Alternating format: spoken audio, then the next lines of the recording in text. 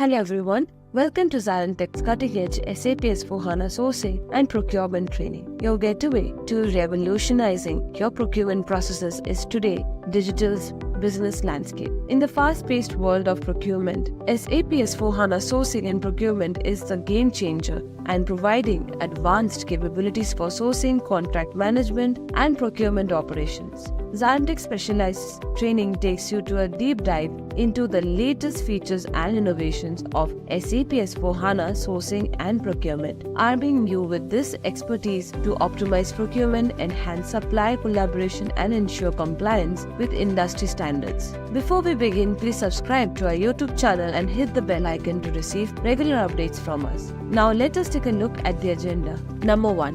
Introduction to ERPs. Number 2. Advantages of SAP over other ERP packages. Number 3. What is SAP R3 FICO? Number 4. SAP R3 architecture. Number 5. Material master.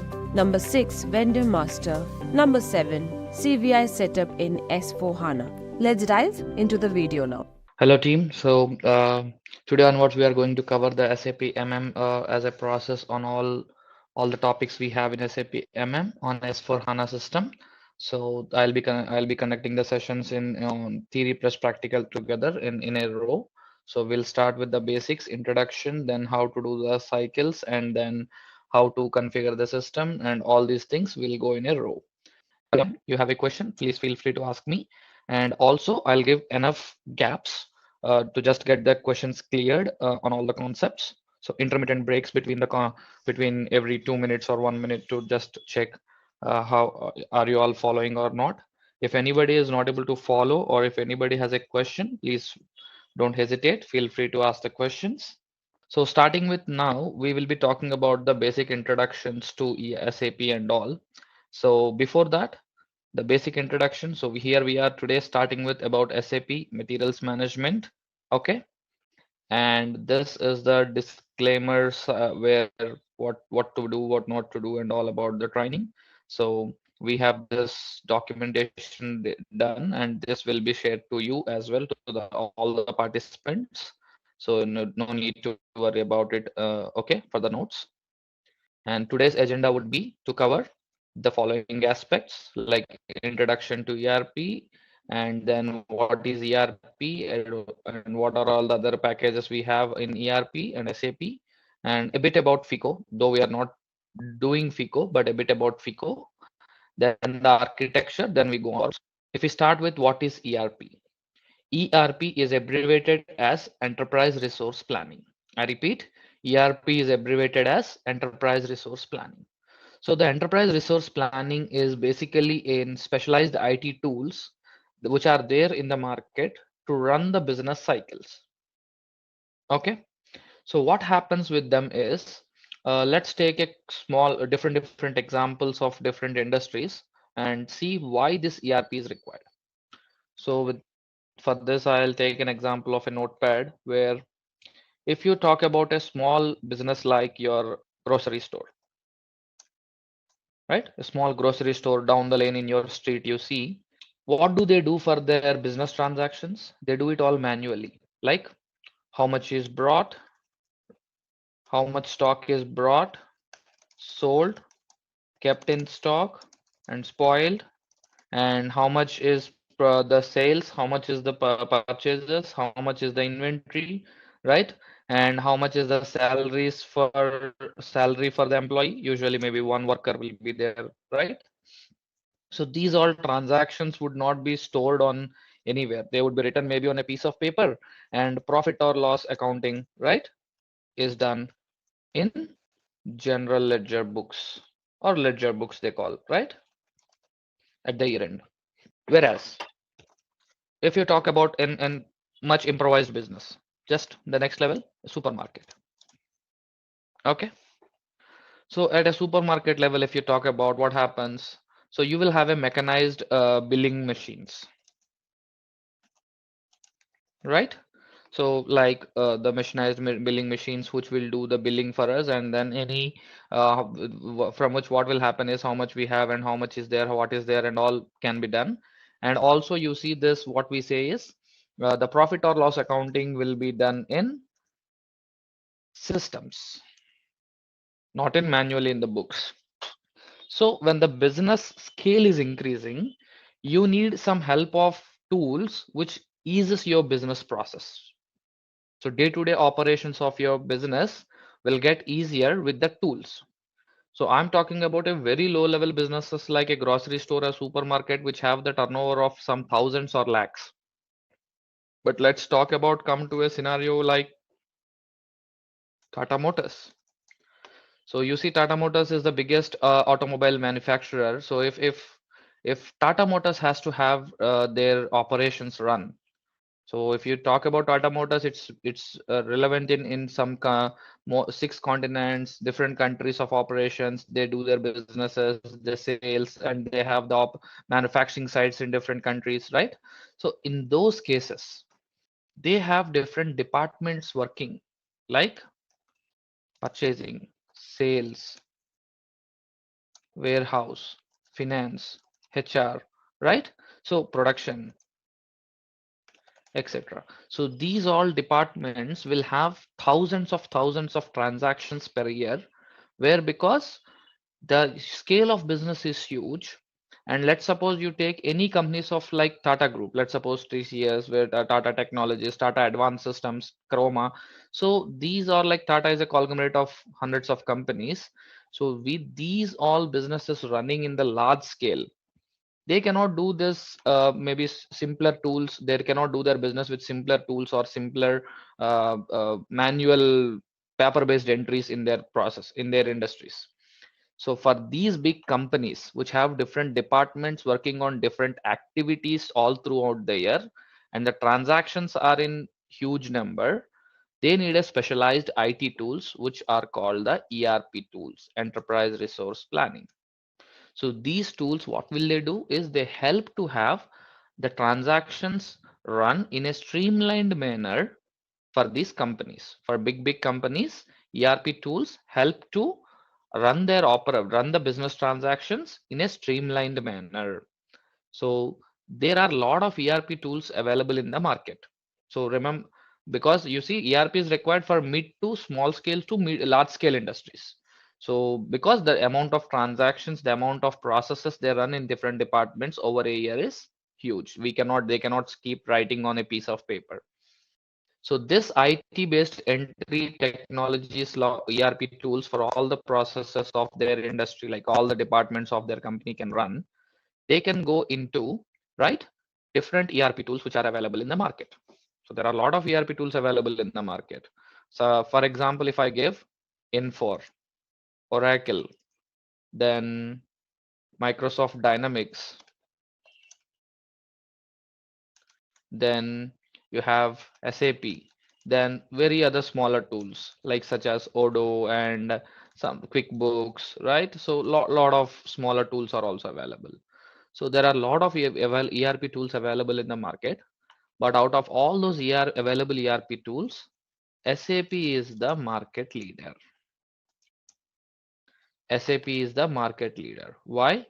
Because of the integration SAP offers, which is unique with which is unique, which stands SAP out of the league, is the integration. That is, SAP can integrate all the business processes, such as your warehouse to purchase to sales, or your purchase to finance, sales to finance, production to warehouse to purchase, right? So with different departments, whatever the requirements you have, those can be integrated together easily in SAP with the documents. And the other advantage of SAP is it can also integrate with any other third-party tool available in the market. So the finance integration in SAP is very strong than other tools. So which as a in one single box we will have in SAP, which you will get to learn over the period of time. So this is the basic introduction for ERP and SAP. So now comes to the question is, when SAP is being the market leader, we said it offers a lot of integrations. Yes, SAP is abbreviated. How is it SAP abbreviated? SAP is abbreviated as Systems, Applications, and Products in data processing. SAP is abbreviated as Systems, Applications and Products in Data Processing. So SAP is basically the German software which is developed in 1972 by 5 ex-IBM employees. Okay, so where it has been evaluating and evaluating itself to the market needs today. So SAP is abbreviated as Systems, Applications and Products in Data Processing. And remember, we never call it as SAP. SAP in German means some animal pig or something. So it's always called as SAP only. So please have this habit of using the word as SAP instead of SAP. So Systems, Applications and Products is the introduction for it. So remember, ERP is required. ERP tools is required for big businesses where there would be a lot of transactions in a streamlined, smooth way we need to run.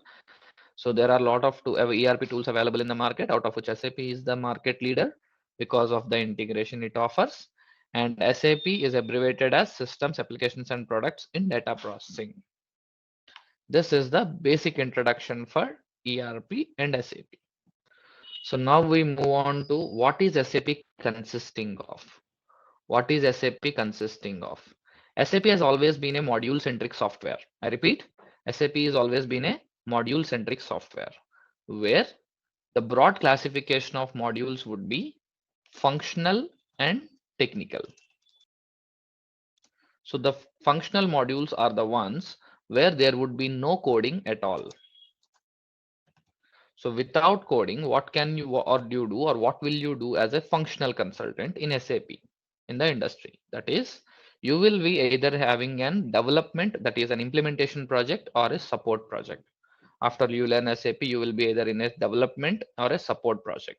So development or implementation are the same, where you will configure the SAP system for the client, whereas in a support project, you will solve the issues what the end users will get.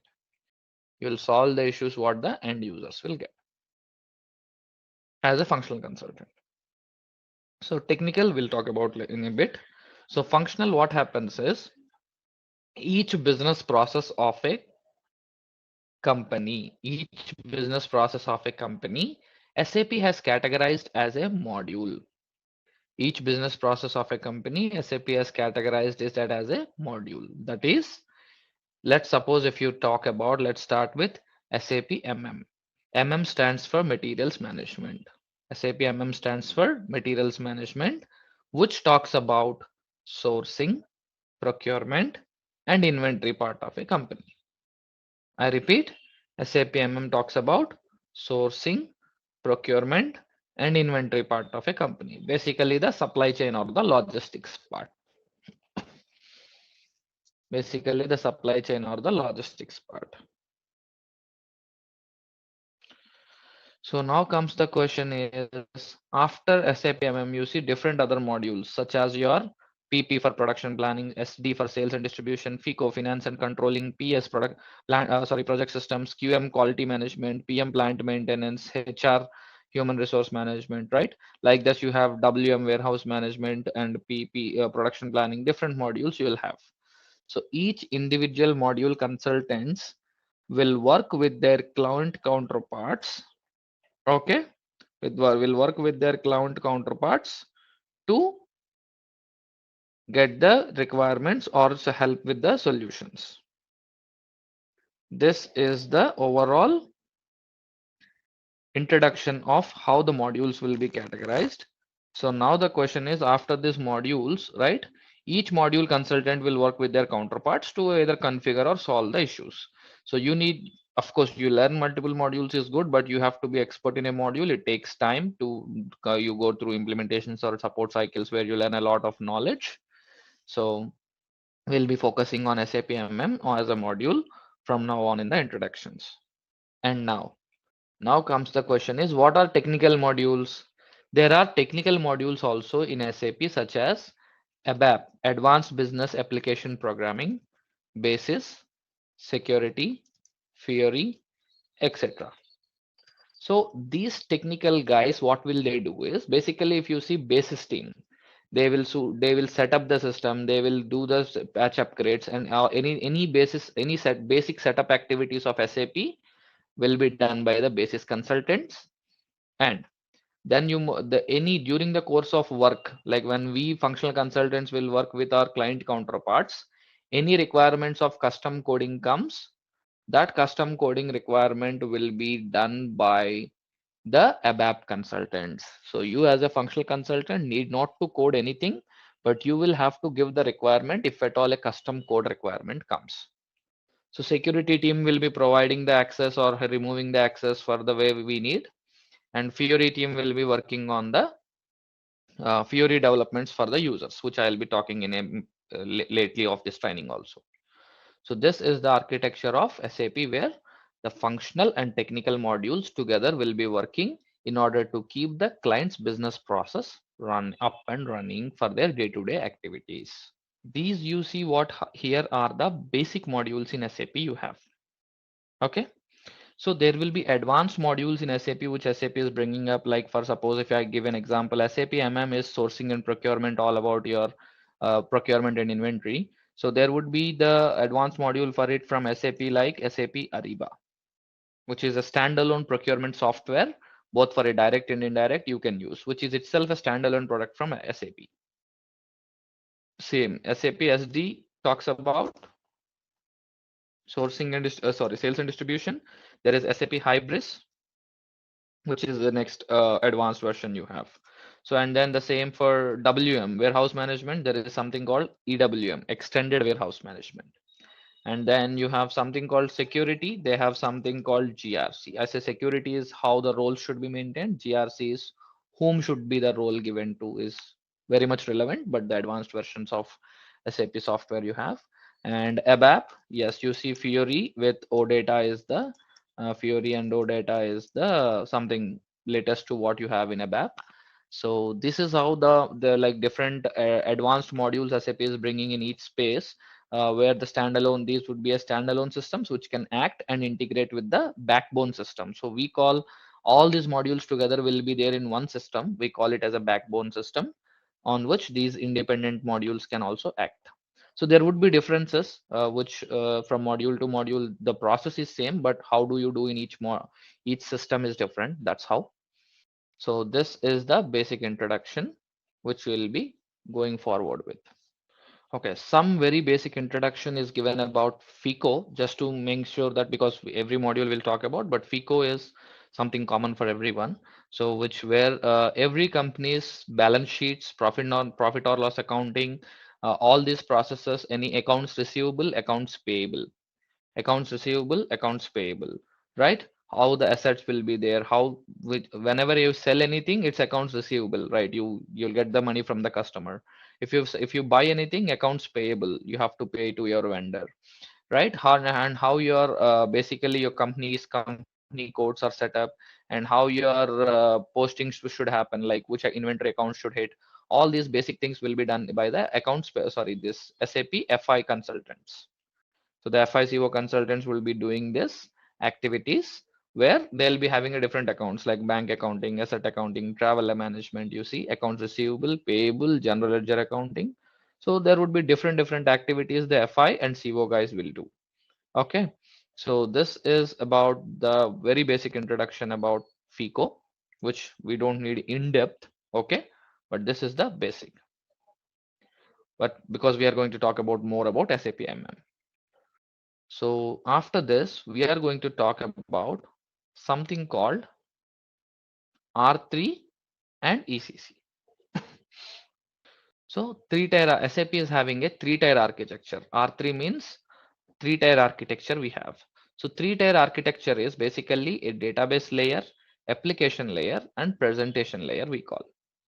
Database layer, application layer, and presentation layer. Three-layer architecture we have in SAP. So before that, there used to be R2 two-layer architecture, which is way before 1990, which even before I was born. So right, okay, so that was very long ago. Now R3 is there in the market from 1990s itself, so you can consider this. You need not to learn R2 also, which is like basically very old versions, which is not existent from the last 20 years. So R3 came in from 1990s, and where you see this three-layer architecture is there in SAP. So before I talk about it, maybe I have a couple of questions. I have a couple of questions if anybody can answer. On what OS your mobile runs? I think Android and iOS is the most common we see, right? So it runs on the OS, Android or iOS. And can someone name any applications you know in your mobile? So these are all the applications that are running on your mobile. Where is that data stored in your mobile? Where is the data stored? Whatever you have on your mobile. So when you're talking about it, two things. One is mobile storage. In your mobile it will be, right? Or let's suppose G drive storage, Google Drive storage, which is in cloud, right? So if you see this, where it runs on OS, where it has the applications which you will be using. So whatever the data you have, let's suppose you have a picture that will be stored in your mobile, right? And also it can be stored in G drive or the Google email, right? So cloud or on-premise, where do you store? How do you store? It's up to you. So this is how an application runs. And you see the same way. If I ask you, how is your laptop runs? On what OS? Any idea? Windows and Mac, whatever the OS they have. Okay. And then the same applications will run. And then you'll have a local storage, or you can have a OneDrive storage, right? Which the Microsoft gives. So this is how the same SAP also runs team. SAP runs on Linux US OS, okay, where the application itself is the SAP as an application you will have, and the data is stored in the database layer. So whatever the screen you see on SAP screen is the presentation layer. SAP screen, what you see for doing the transactions, like you do a WhatsApp message or you WhatsApp call or mobile call, is a application you use for any transaction. So the same way, we have only one application called SAP we are using, which have different transactions you can use, right? Those will be on a presentation layer. And beside to it, you have an application layer, where the application layer, you can consider it as a coding layer also. So any sort of coding and programming can be done in the application layer. And below to it, the bottommost layer is called the database layer, where the data is stored, where the data is stored. So now you see, basically what happens is the data that is stored in SAP will always be in a table format, because structured databases in the world, data will stored in the table. I'll tell you that there would be tables where the data is stored and structured. So there would be something called RDBMS concept. Any software engineers or CSE engineers will, or IT engineers will know. So which is not relevant for us. I'll just give an introduction. That is called relational database management structure. Okay. So where the data is stored in a structural relative format. So which I will talk about in detail in the subsequent classes. So the date, so whatever you do is in the presentation layer, you do the transactions that get stored in the database layer, and any programming for it to bring the data or store the data, that will be done through application layer. This is the three-layer architecture SAP is having, which we call the R3 architecture or R3 structure. Then we move on to something called ECC. What is the difference between R3 and ECC? ECC is basically abbreviated as Enterprise Core Component. Okay. Enterprise Core Component is nothing but same as R3. So ECC is the word we have in the later stage of 90s from SAP, where all the modules together, you will have all the modules will work in a single SAP system. So you'll have a single SAP system login where all the module consultants can work together. So the MM guy will go do for a procurement inventory invoicing. The sales guy will do a sales billing and delivery and billing. The finance guys go for a accounts receivable or payable. The HR guy for their activities, right? All of them can be done in one system, which is called the ECC system, which SAP has caught with. SAP has come up with the concept called ECC, which is the same R3 structure, right? Which is similar, that all the activities can be worked on the same. Then later on, SAP came up with in S4 maybe in 2015. Okay, so before SAP came up with a concept called HANA as a database they have in 2013 or something. So HANA is an in-house database from SAP. Before that, if HANA is an in-house database from SAP, before that in ECC, what database SAP used to have? SAP ECC runs on Oracle DB. Oracle database SAP used to run. Okay. So then in 2013-12, they started HANA as a database, and 2015 onwards, they have started with a term called S4 HANA. What is S4 HANA? S4 HANA is basically SAP suite for HANA, where this the latest version of SAP which runs on HANA as a database. So SAP ECC used to run an Oracle database. With HANA as a new database, SAP got the new functionalities also developed, which is, now it's calling as S4 HANA. Okay.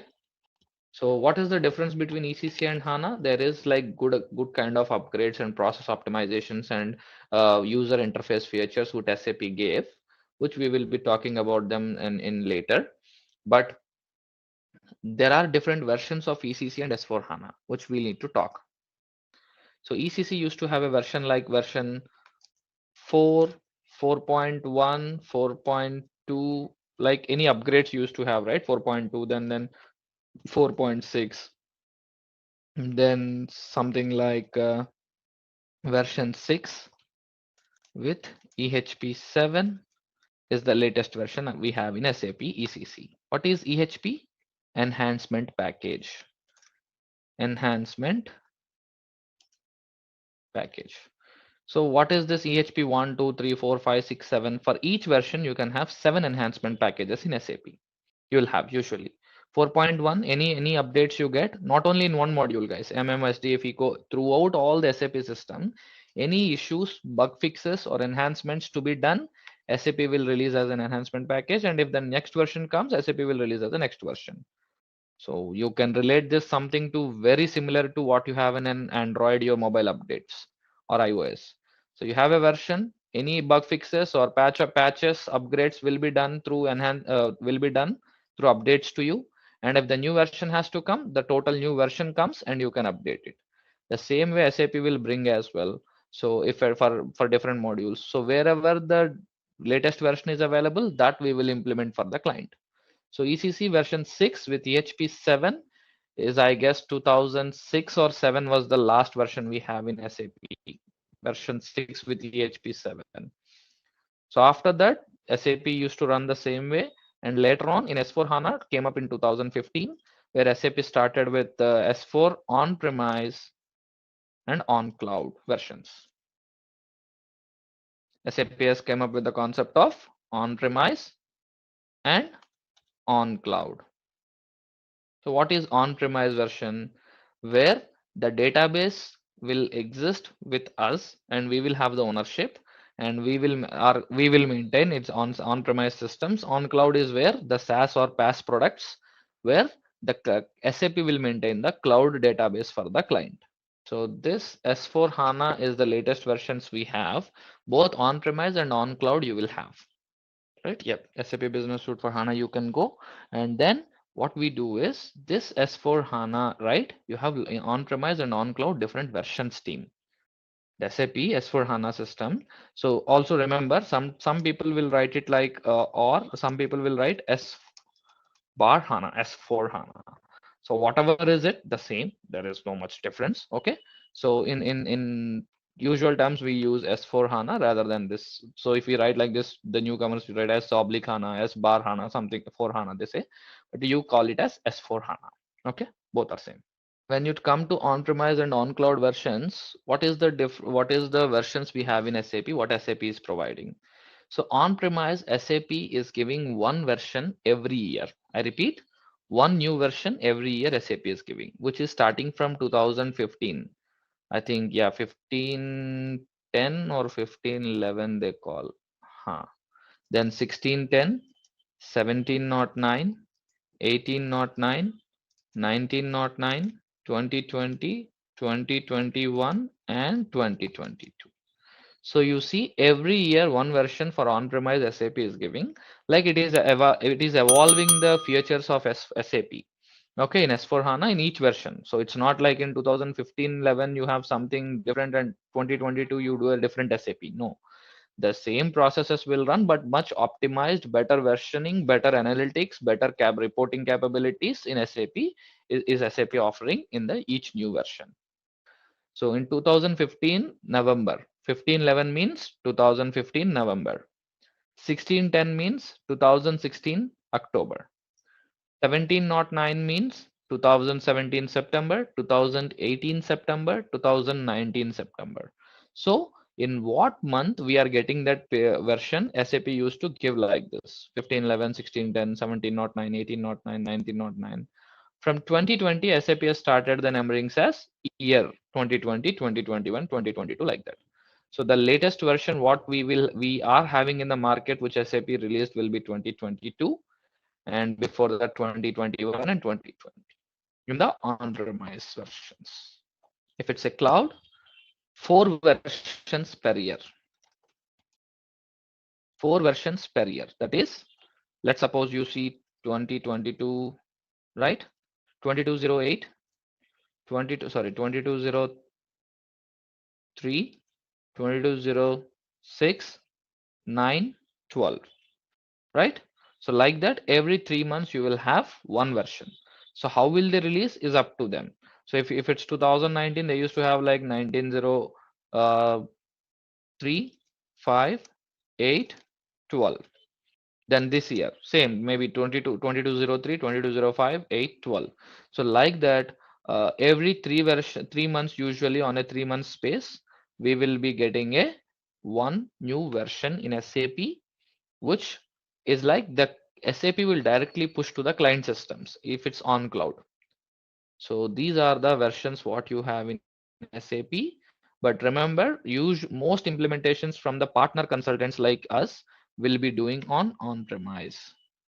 We'll be doing on-premise. Alright, let's test your knowledge. And here is a question for you. Which of the following is not a key capability of SAP S/4HANA Sourcing and Procurement? Option A, guided buying. Option B, supplier evaluation. Option C, travel and expense management. Option D, operational contracting. Take a moment to think, and when you're ready, choose the correct option. And remember, each choice holds to the key of unlocking the answer. Good luck, and type the correct answer in the comment section. So on cloud is where SAP will have the ownership of the database, and they will preserve the data in the cloud systems, and they can the configuration also, it's dependent. Either the client will be doing it, or the partners like us will be doing, or the SAP will do for the client. So this is the difference between on-premise and on cloud. So this mostly would be on an architectural point of view question. Okay, so not as a functional consultant, we would say. The reason why I say that is, when we say cloud or on-premise, there are two sub-variants to them. Okay, so to your question, there are two sub-variants to each of them. On-premise, we will talk about called self-hosted, and the other is on cloud.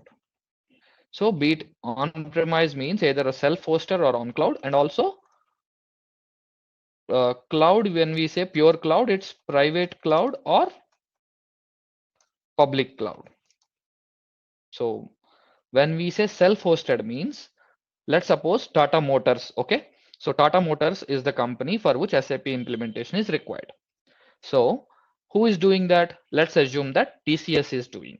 Okay, so now Tata Motors should be deciding, with the advice of TCS, by the architects on the overall data structures and the infrastructure point of view. I repeat, infrastructure point of view.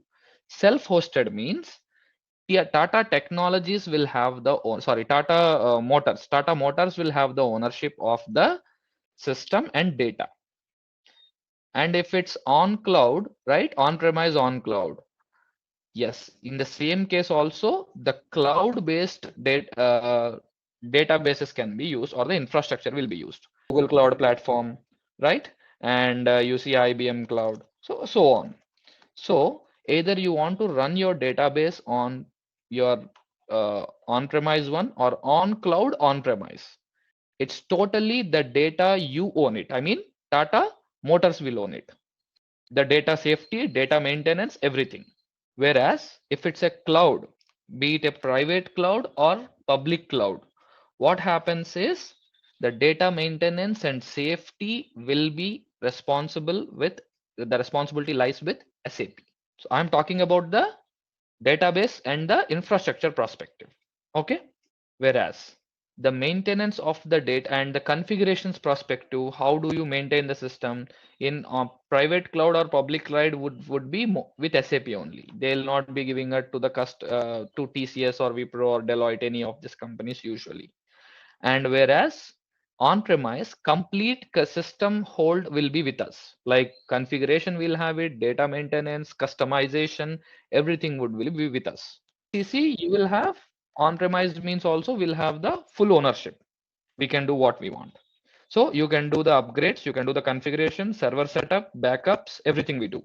But with on cloud, okay, coming to on cloud, SAP will have the be it a private cloud or public cloud, right? You will have the problem is where private cloud, right? Then it means you will have the ownership for the configuration. That means TCS can do the configuration for Tata Motors with if it's a private cloud, but public cloud SAP can only do. And the licenses, upgrades, server setup, server backup, everything would be handled by SAP in case of cloud. So now comes, so when in cloud, right? In some parts of private cloud, I repeat, very small portion of private cloud only, the config access will be there with the consultants from any other IT companies or the client. But mostly it would be governed by SAP only. So now the question is, what will the company want? So now the Tata Motors IT head or the infrastructure team who handles the IT has to decide they want a self-hosted on-premise, on-cloud hosted on-premise, or private cloud or public cloud, because what is beneficial for their business process. If you see, on cloud means everything is handled by SAP as a company. So you have to spend only, maybe you have to spend more money, but still everything would be with SAP. SAP takes responsibility of your end-to-end management of SAP as a software. Whereas if it's on-premise, you have to decide on, you will own your own infrastructure, and you will maybe, or you give infrastructure to one company and SAP config and setup and processes to other company, right?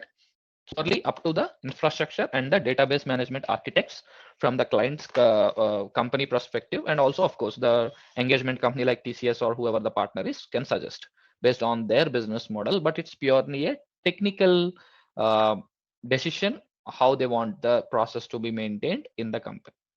So we functional consultants, in any kind, we don't have any difference if it's this or that, because I have worked on self-hosted and on cloud hosted on premise. It doesn't make any difference. Like you do an SAP on premise on any normal software, or you do an SAP on with normal infrastructure, or you do it with Azure or AWS. Both I worked on GCP also I work, but no difference, at least from the functional perspective we have. So if a new plant comes up, like I said, remember, private cloud is where any config access we will have with. We can do. With public cloud, we cannot do. It would be done by, should be done by SAP. That's my understanding, because on cloud goes very rare implementations, because it would be mostly with SAP. We will not have them. Okay. And about when we say cloud, what will be lying on the cloud? So usually the application and presentation layer, we see presentation layer will be the same what we want to use. Application layer and database would be on cloud, where the data is stored in cloud. When I say cloud, again, the concepts of IaaS, PaaS, SaaS and all will come. So the concepts, and I'll not go deep into it, just you for the information I'm saying, IaaS, PaaS, SaaS, which you can refer it through. So where the SaaS is the form of cloud, where software as a service SAP is offering. Software as a service SAP is offering, where any customizations, any data maintenance, everything will be happening in cloud. That means the data is stored in multiple regions of the world. I repeat, cloud maintenance means something in air will not be there. The data is stored in multiple regions and parts of the world. So the data in North America and the same data will be stored in somewhere in South India, so that if something happens to one part of the world, the data center will not get affected and you can have an uptime of data with the server using this cloud infrastructures. That's where the cloud, where the data stored in cloud means you'll have multiple regions. The world is divided and multiple regions without any relevance, the data is stored, because if some part of the world is affected, the other part can be up with the data so that you can use it without any effect, because the physical data centers you have in right will can be easily damaged. That's why. So now you see the versions of SAP you'll have been like this. So we'll be going on with the 2021, I guess, the version we have for practice now. So the IDES versions will not be available very immediately when it gets released. So it will not be good for setup. So we'll be using the 2020 or 2021, mostly 2021, I believe, which we got. So we'll be learning. So whatever the changes and all, everything also I'll be covering you guys. No worries at that point. So this is the basic introduction. So now comes the types of partners. I think maybe before that, let me talk about three-tier architecture. We have the presentation application database, which says the same, and presentation just resides in application. Yeah, just some more theoretical information rather than I would prefer to explain practical with SAP. Okay, so now before we go this, I'll cover a couple of things called what are the types of projects you will have. What are the types of projects you have in SAP is three types of projects you will have team. That is implementation, support, and rollout. So there are two types of implementations, greenfield and brownfield. So this is an official SAP terminology where greenfield implementation means implementing SAP for the first time to a client is called greenfield implementation. Implementing SAP for the first time to a client is called greenfield implementation. Whereas brownfield is basically upgrading the existing SAP system for the client. Okay. So upgrading the existing SAP system, like from ECC version 6 to S4 2020 or S4 HANA 1610 to 2022, whatever the version upgrade from SAP ECC to S4 HANA happens, that's called the brownfield implementation. So whereas whenever we do an implementation, right, we do it, let's assume Tata Motors, we are doing an implementation from TCS perspective. So we develop the processes in a configure the SAP system, but we don't go live. That means we will not ask Tata Motors to use for every plant, every business in at once. Okay. So what happens is once we will do an implementation, we will do an pilot implementation. So what is a pilot implementation for one plant? Usually we say, okay, we'll ask them to start using SAP, and whatever the processes they do, any issues they come up with, we will settle them down. So once the pilot implementation is done for one plant of business, we will roll out that features to multiple other countries of operations or plants, businesses. That's called a rollout. Okay.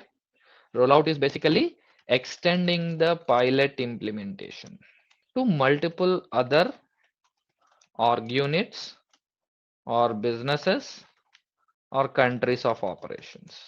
That's the difference between implementation and rollout.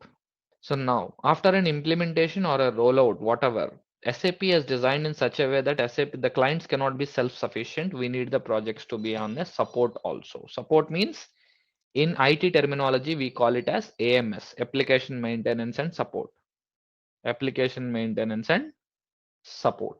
So where what happens is the support consultants will help with the end users for the configuration, like any issues they get, right, they will solve in the support consultants will solve for the client. So in an implementation project, we will configure the SAP system for the client, whereas in a support project, we will solve the end users, will solve the issues for the end users. Okay, so let's assume that we are implementing for Tata Motors, and in India they have 3 plants. In Africa they have 2 plants. Like that, they have multiple plants in multiple business countries. So we don't ask Tata Motors to start implement using SAP for all the transactions from day one for all the plants they have. So what usually we do is we will have then pilot implementation. That means the Tata Motors we will select a plant in one space that they'll be start using that for SAP for all the transactions. And once the system settle down, everything good, we will do this is called a pilot implementation only for one part of business. Assume that one plant they have. Then we will roll out this feature to the other plants or other businesses, other countries also. So you hear this pilot implementation of any feature in software world usually. Like you see WhatsApp has rolled out a new feature in US first, and slowly in a phased manner, they will roll out to the rest parts of the world. That means the feature would be rolled out for one part of business usually. Like we'll ask them to work on. If any issues we identify, we settle them, we clear them and everything good. Then we'll understand how the company is performing. On that basis, any new features to be added on any issues to be identified will be solved and will be rolled out to the other units of the business also, like other plants, other companies, other businesses in other countries of operations for Tata Motors, like that. So implementation, it's not like for all the businesses we will make them use for from the first day. So later on, in a slow and steady manner, it will be done. Whereas be it an implementation or a rollout or a support rollout, the support project will have to become AMS. The support project will be there where in the support project, right, the support consultants will solve the issues for the end users. So now what are we going to talk about is the types of projects are done, right? So who will be doing these projects and all usually is the partner structure we call partner structure. So what is a partner structure is basically two types of partner structures we can predominantly talk about is the um, let's talk about like the implementation partner or consulting partner we call, okay, and education partner. So implementation or consulting partners are the companies who has the capability to run SAP projects, right, for the clients. I repeat, companies who have the capabilities and competency to run the projects for the clients. That is, you talk about TCS, Wipro, Deloitte, IBM, right? Then any big companies. I'm not saying only these. Any company who has the capability to run SAP projects, right, for the clients, they'll make an alliance with a part as a partner with SAP. So the what happens is SAP cannot implement or support so many clients, so they take the royalty and we authorized partners. Let's assume TCS has been an authorized partner for SAP, a gold partner or a bronze partner sorry, gold partner only. So what happens is TCS has the competency. TCS has the team of consultants, functional, technical, architects, project managers who knows how to implement SAP or who knows how to support SAP projects. So TCS can implement or can do support on SAP product to the client on behalf of SAP company. I repeat, TCS can either develop or support the SAP product on behalf of SAP company to the customer, that is Tata Motors, let's assume. This is what the implementation or a consulting partner means. They have the competence, they have the capacity, and they have the team who can work, which SAP has authorized. They can do and do the implementations or supports. Whereas education partners are the ones who are authorized to teach SAP. Like you see, the most common we see is Atos, Siemens, and Delphi Tech, JK Group. So these are all the authorized partners. Atos, Siemens now it has become, right, and you have JK Tech, JK Tech, and Delphi, and all lot of companies who are authorized partners who can teach SAP on behalf SAP product on behalf of SAP company. So this is the licensing and the partner structure that you have. So there are different in implementation or consulting partner. There are something like bronze, silver, and gold, where based on the amount of work you can do in terms of money, I guess, and capacity, the partnership will be given like bronze or silver and gold. All these big companies, will be a gold partners, and based on the company's range and the kind of projects they operate, the partnership will be with the SAP. So this is the partner structure we have in SAP. So this is basic, like the very basic introduction to SAP and to the world of SAP we have talked about till now. Now comes to something called inside SAP. We are going to talk about what are the different things and all we have. So basically what happens is SAP as a product or an tool you see, right? What happens is it also follows the SDLC cycle, software development life cycle we call. Software development life cycle is the approach we use for to develop high-end softwares and deliver them to the customers. So where what happens is the product format we use is usually development, quality, production. Development, quality, production, and we have something called sandbox in SAP. What happens here is the development, quality, production sandbox you see is the development project is the development system is the system where you will configure or code new requirements in development system. So where unit testing and functional unit testing is done, and you move the changes to quality for ITC or SIT and UAT. Production is live data, no testing, no development. Sandbox is just a test system for practice or POC, proof of concept. So this is where everywhere you use. Basically in IT, be it a Java-based project, .NET based project, or SAP project, anything you do, this dev quality production way of cycle of movement of changes should be done. Why? As per the SDLC cycle, this is the best approach mentioned in the guide. So if you see what happens is, let's take an example.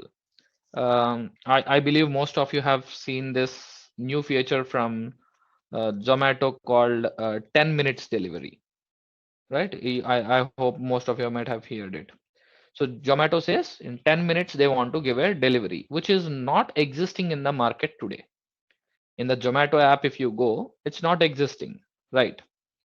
So what it's a new feature as Zomato is rolling out. So what happens is they have to develop that feature. The coding config requirements, what has to be done in the backend Zomato app, they have to do. And that should be tested properly by the developers in the development system. And then it would be moved to quality.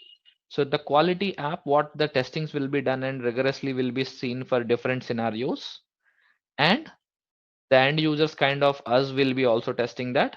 And when they move the changes to production, that means the setup is in production. Whatever the Zomato app you use is the production Zomato app.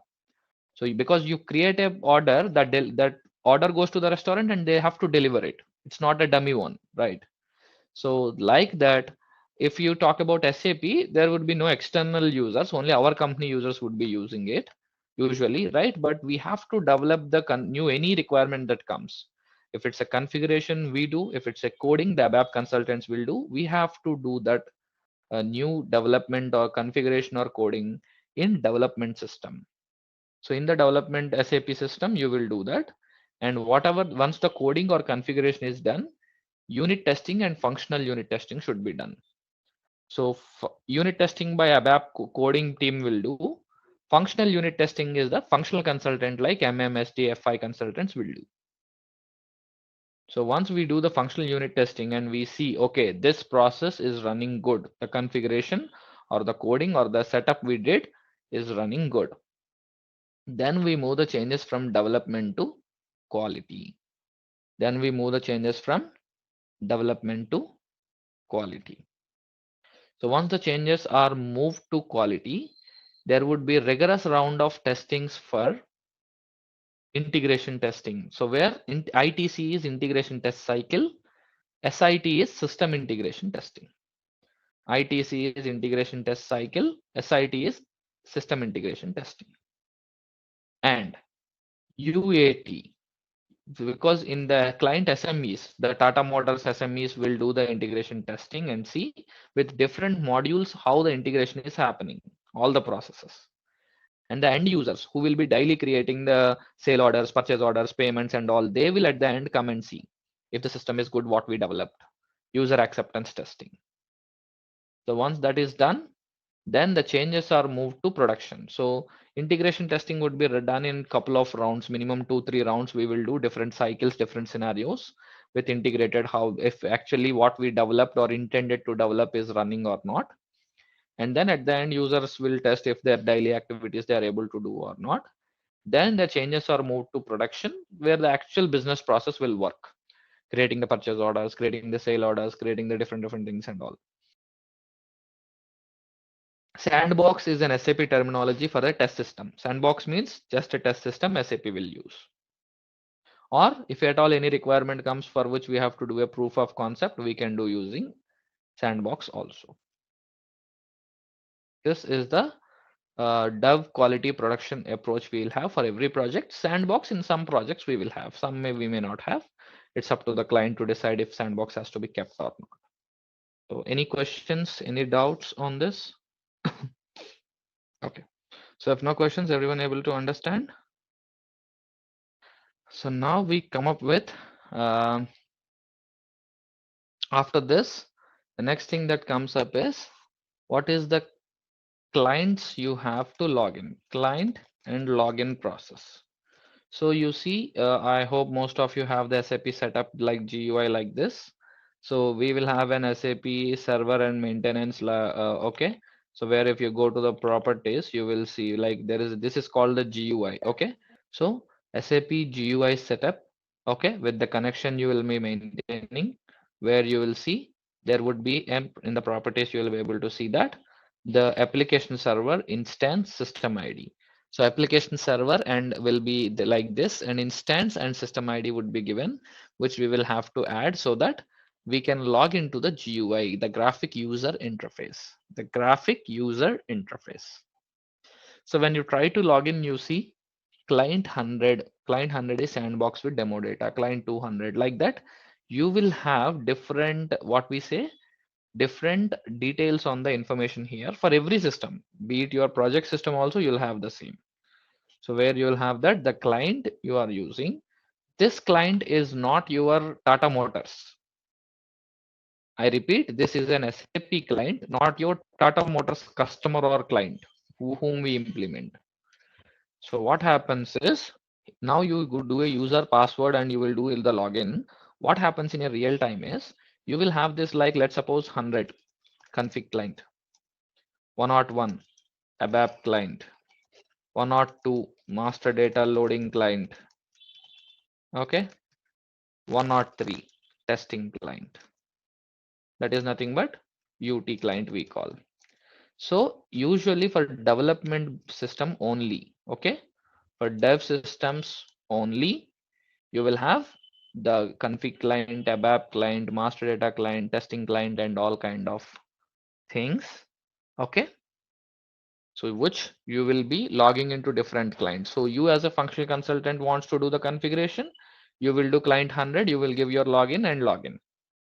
If you are an ABAP if you are an ABAP consultant for coding, you will go do a 101 client and do your login. So each client will have a different password. Of course, user ID can be the same, but different passwords and maintenance, so that configuration should be done in development client. So in 100 client, ABAP will have coding client separate, which the changes will be moved to testing client, and in the testing client only we will test the changes in development. Whereas for QA and prod and sandbox, no different, only single client will have, because you don't have any different things. In quality, you will only test. Production, you will only use the system. Sandbox, you will only test. So that's why quality, production, sandbox will have only one client. This client I'm talking about, not the customer. Please be informed.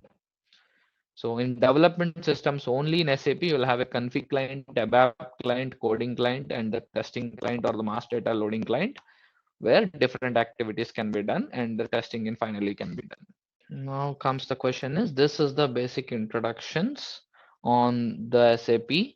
Now we will also go on to the login scenarios. Okay, so we will be logging in as well. So now you do a user password input and login. So maybe I'll have to do 100 for this system. So once you log in, you will see the SAP menu on you see SAP Easy Access screen like this. Okay. The SAP Easy Access screen like this, where any information of the client can be maintained like a photo like this. If not, you can keep it empty also. That would be ABAP work or basis work. We don't do that. Okay. So this server, what you are seeing is the S4HANA 2021 fully activated server. So SAP S4HANA is the latest version of SAP we are using in the market. 2022 is latest, but it's released in now, I think this year, November. So it's not into the market yet so easily for us to use fully. So now, once you log in, you will see three things you will see. That is, on the top, you will see a menu bar. This is the menu bar. This is the toolbar with command field. I repeat, toolbar with command field. And this is the SAP menu you will have. Okay, I think before that you see something called system requirements. Usually minimum of 2 GB RAM or 4 GB RAM also will work. Any laptops, any issues, normal simple ones will work. You see 4 GB RAM, 2 GB RAM. I have worked on 2 GB RAM Windows systems also where SAP works. This GUI whole setup. So you need not to worry. Disk space of this much, very small space SAP asks for. So you need not to worry about the installation. Of course, yours is your office laptop, so you can use it as well. So and the client logins we talked about. Now we go into the login. You see, we are done with this PPT. We'll be covering the next one later. Okay. So now you go to this menu bar, toolbar with command field, and the system. What we say, bottom left corner is the status bar we have. So before we will be talking about it, one thing we'll see is, so you see the menu bar will have different options. So the menu bar, new window or restore or close, right? Menu bar, user menu, SAP menu, workplace, different options you will have. So the menu options what you have will be different in each transaction you use. In each transaction you use, the menu options will be different. That is, if you do a transaction called ME21N, you will have an option here. You see purchase order, create purchase order, save and all. Edit, different options you will have. Okay. Maybe if you try to do a goods receipt, in that transaction, you will have the different menu options. So remember the menu options will be different from transaction to transaction. The menu options will be different from transaction to transaction. And the toolbar will be having the command field. The toolbar will be having the command field. So in the toolbar, if you see different options like go back, go completely back is this one. Just take a step back is this one, or go to the next is usually the green that comes. And any save you want to do, this option you can use. And here you see you want to print or find any control F you can do here, and page up, page down, right? You can do. Here you see something called new GUI window, right? So before I talk about this new GUI window, you see here in the bottom right corner, you will see system, client, user ID, then program, transaction, report, response time, and all will be there. So if I do the system S4H100, what is this one? I'll show you. If you see next new GUI window, it will open S4H2. You see S4H3 came up. Okay, no worries. Then if you go to S4H2, 4, everything will come. S4H4, S4H5, new GUI one more time, 6, so 7, like that. Every new window you open, the new windows will open. So in real-time projects, I repeat, in real-time project systems, the max number of windows you can open is 6 only, guys. The max number of windows you can open is only 6. But this test systems usually support more windows. But you see these many SAP parallel screens you can open to do different transaction in each screen. I repeat, each screen you can have a different transaction. Here you want to create a PO, here you want to do a GR, here you want to do an IR, here you want to create a material, here you want to do a sale order, here you want to do a payment. Different transactions can be done. So in order to do different transactions parallelly or open some display transactions, you need to have the parallel screens open. So the max screens you can have open is 6 only in the projects usually. Here is a test system, it goes more. Okay. So if you don't want them, what can you do? You can close here. You see, close 8, 7, 6, 5, 4, 3, 1. Right? So if you try to close this also, yes, if it asks, do you want to log off? You say yes, totally SAP closes. And you again want to log in, okay, you will log in. So the number of screens you want can be usually 6, and which user, what transaction you are in also SAP will say with this new GUI window option. Okay. And you have something at the options, customize local layout. So in the options, okay, for everyone, please do this setup in your SAP systems. You have to go to this customize local layout, go to the options.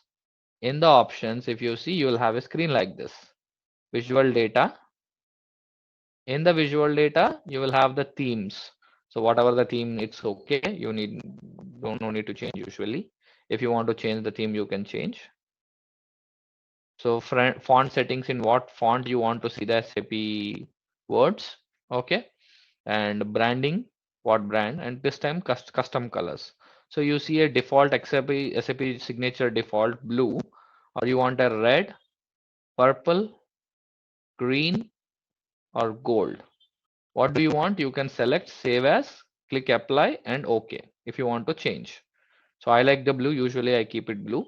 But if what usually we do is, if development system, we will use blue, quality we use green, production we use red, like that. The reason is to differentiate from development to quality to production easily, because every SAP system looks the same, right?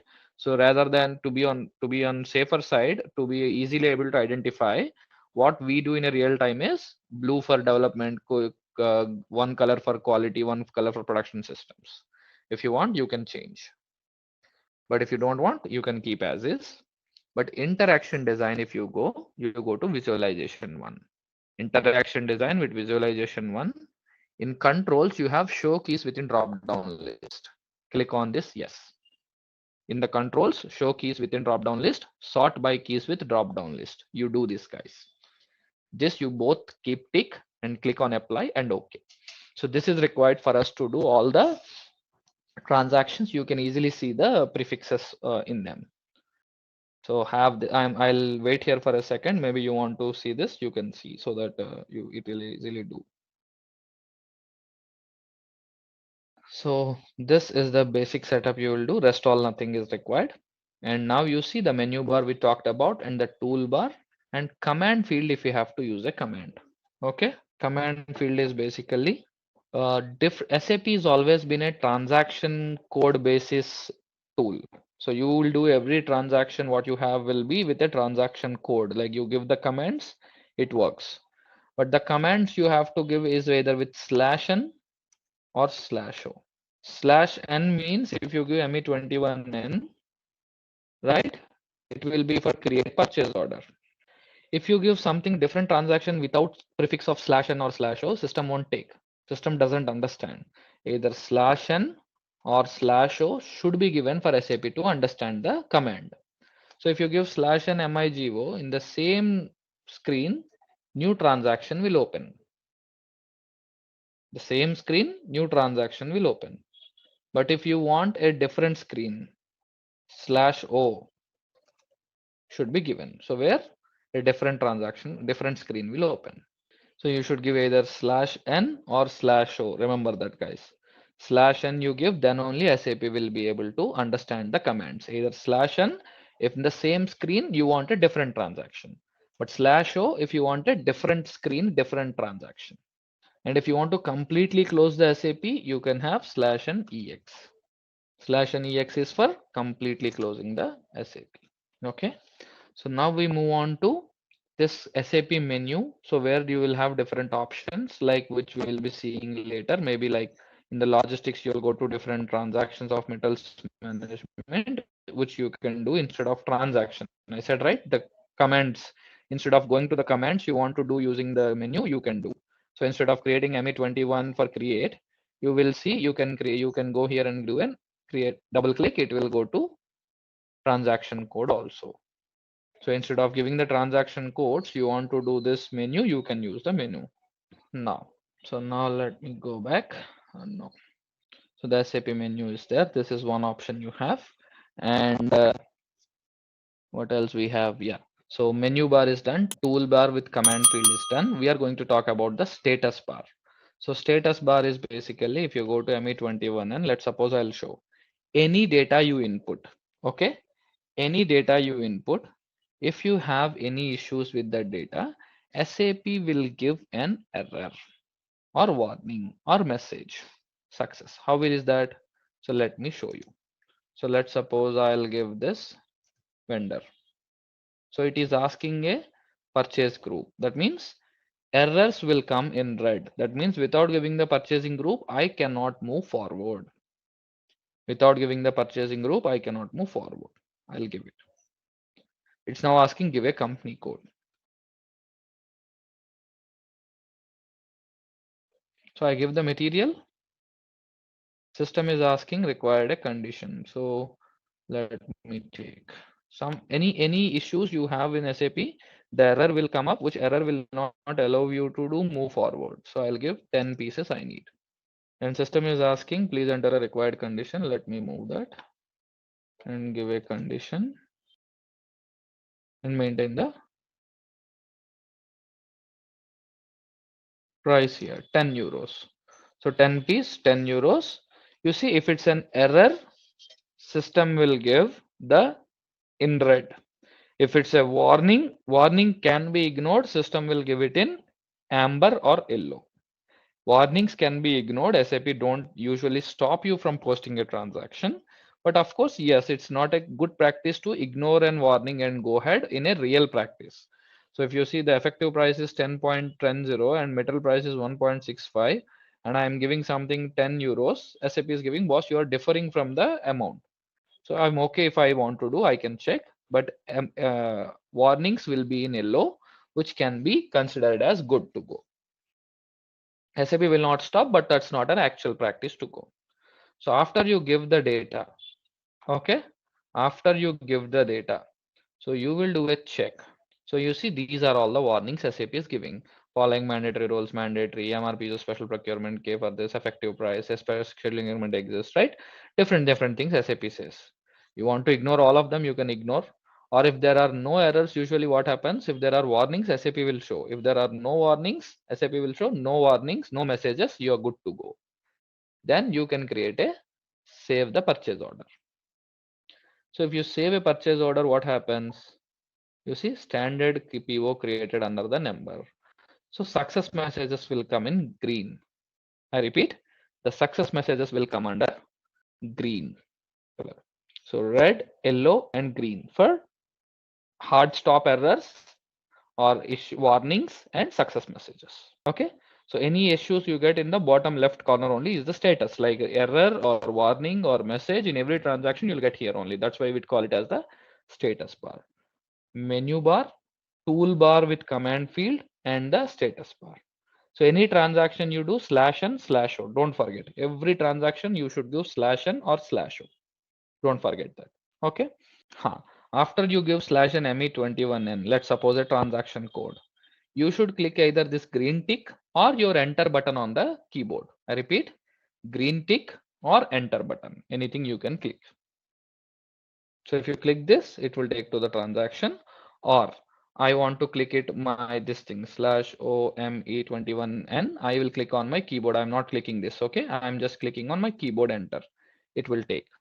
So that is how you can use the transaction codes in SAP. So we have discussed the basic introductions so far, and now we are going to talk about an data cycle in SAP on procurement perspective on procurement, and we'll move on to the next aspects technically. So we are done with the introductions so far. We'll be moving on to the simple procurement cycle in SAP today.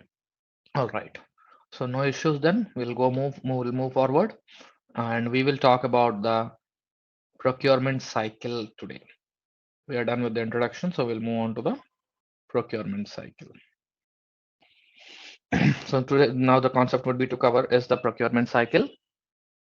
And after the procurement cycle, we have the disclaimer site, and we are going with the agenda of creating it and doing a procurement cycle today. That is, in the agenda, we are going to cover the procurement cycle first, then the parts of procurement cycle, the requirement determination, then the PR, PO, GR, IR cycle.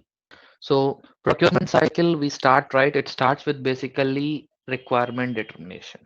So requirement determination is basically what do you want?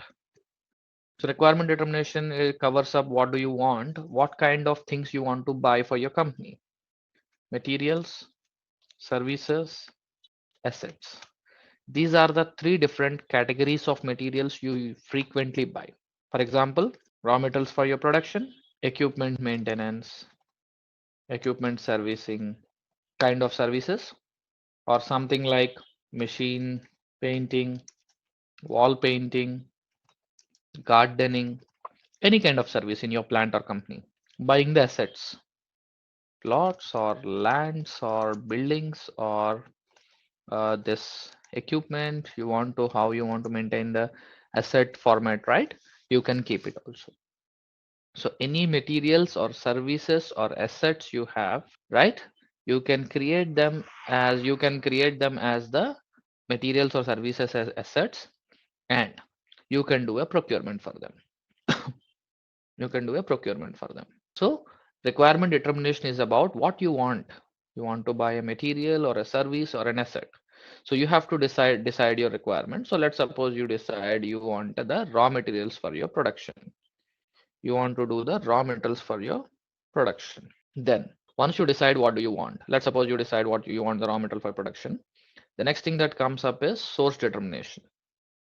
So source determination is basically whom do you want to buy from? Whom do you want to buy from? So if you decide you want to buy an vendor, right? So you source determination is basically you know any vendor you want to buy from, or you have a contract with any vendor, right? Or you don't know any vendor and you want to go for a bidding process.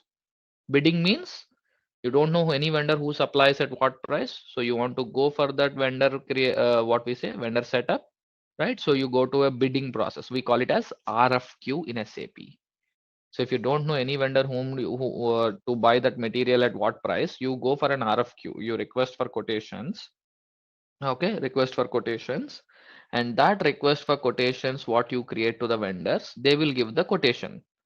So you ask for a material. So you remember, right? Even if you want any material, any item, you go to maybe if you're building a home, usually you go for, or maybe you are going for a bike, you go to multiple showrooms or cars and you take the quotations. So you ask for request for quotation, the guys will give the quotations, and then you select a source. So let's suppose you have a 3 4 Honda showrooms in your city, maybe in a city like Hyderabad or Bangalore. So each showroom you go and take a request for quotation. So one guy, all of them gives a quotation. Some guys will say some offer like, okay, you take this at this price, I'll give you some free accessories. Or some guys will have a price less, but accessories will not be free, right? So like that, you see that you take the quotations and then you select the source in order to buy my requirement, which guy is correct. Okay.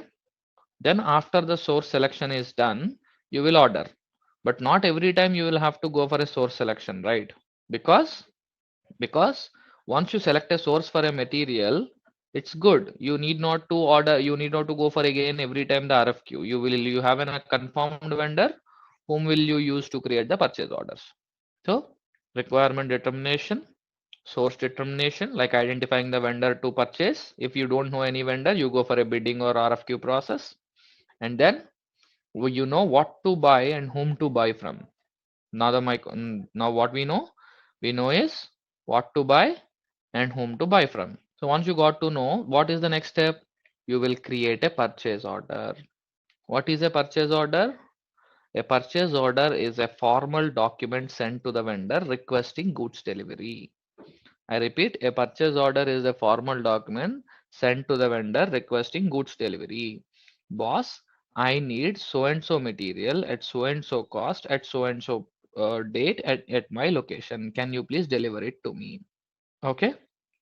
So this is a purchase order is a formal document sent to the vendor. Then what we understand is basically, okay, the purchase order is sent with an output, like you want an print or an email or a fax or what, you will send the email to the or the output to the vendor. So then only the vendor will know, right?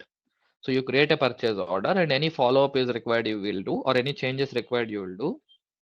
And then for the purchase order you created and sent to the vendor, okay, for the purchase order you created and sent to the vendor, the goods receipt should be done. When? When the vendor will give the goods to you. When the vendor will give the goods to you, you will do a goods receipt for the purchase order. That means I received so and so stock from this purchase is what we update in goods receipt. For the purchase order we created and sent from SAP, we will receive the physical goods in our plant. For that goods, we will update the goods receipt that, okay, as per this purchase order ordered, this much stock we got. Why do we do that? Because when we have to take the bill and do the payment, we will get to know, okay, this much amount we need to pay because this much we got the stock for. And also to keep the stock levels up in SAP. And then once the goods are received, we will do what? Invoice. Invoice is nothing but the bill the vendor will send. Boss, you purchased this much. I received this much. I have sent you this much quantity. So for which you have to pay me this much amount. So for the quantity you purchased, I delivered. This is the amount you need to give. So this amount invoice, we accept it from the procurement space so that the finance can clear the payment. This is called the end-to-end procurement cycle. So it starts with requirement determination of what to buy and where to buy from, buying, receiving the goods, accepting the invoice, and doing the payment. So this procurement cycle is standard everywhere in the world, I would say. This procurement cycle will be standard everywhere in the world. When I say when it's standard everywhere in the world, I'll give you a couple of examples. So the first thing is basically um, I'll give you, maybe let's suppose you want to have lunch now. So you want to have lunch is your requirement. Then what is your requirement in detail? You want to have your North Indian food or a South Indian food? What do you want to eat? So let's suppose if you decide you want a North Indian food, that's your requirement. Then the source determination, which vendor you will want to uh, eat it from, right? So you will select, let's suppose maybe Haldirams or Bikaner Wala. They have their outlets. Okay, so you decide. So you select a vendor, you order the food, right? The food you order, you receive the food, you take it, you eat it, you take the bill, you come out. So and you take that's an what we say consumable procurement. You immediately consumed what you need. Whereas if you see something like your mother has told you in home or your wife has told you, okay, I want groceries, so and so list. So you take the requirement, then you want to go which vendor. You want to go to DMart, Reliance, Star, Ratnadeep, whatever, right?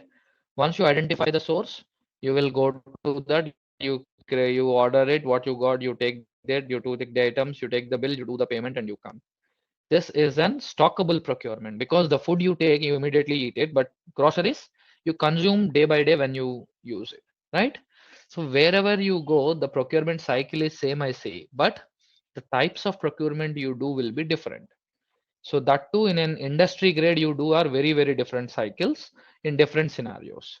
So those all procurement cycles and scenarios we will be covering, and we will be proceeding with a simple procurement cycle to run in SAP. Then we'll be moving on to different other things. And meanwhile to go right, so you see this integration aspects are covering in 452, but 450 will have that more integration aspects like CBP versus MRP, and then your integration areas with Fiori technical and also would be covered. So both are still okay. So I think and if it's covered, let's suppose with this one, what nowadays we are also proposing people if they are wish to go is there is one thing from cloud also SAP is giving. So SAP procurement cloud, sourcing and procurement cloud SAP is giving. And maybe this also is one more aspect. This is a cloud one SAP is giving. SAP sourcing and procurement implementation cloud. So where I think they are talking about more with Ariba integration, configuration, BP testing, then activate methodology, best practices, and that what we say, best practices, right? All these things they are asking questions about. So you see this also questions like cloud security, GDPR for Europe, global data regulation protection program, right? And identity access management IAM. So these are something like which is goes more from only from single tenant, multi-tenant cloud systems you talk particularly, right?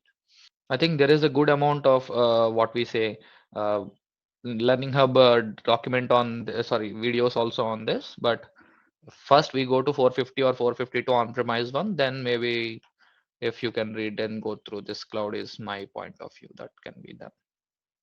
And the problem with this is I am not sure if this cloud also has that, but stay current is what SAP is coming up with. So stay current means we have to write an exam every, it was every once in a year, but now it's doing twice in a year.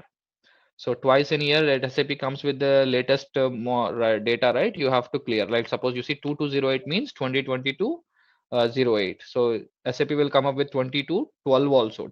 So 22.2, 22.5, 22.8, 22.12. Four versions each year.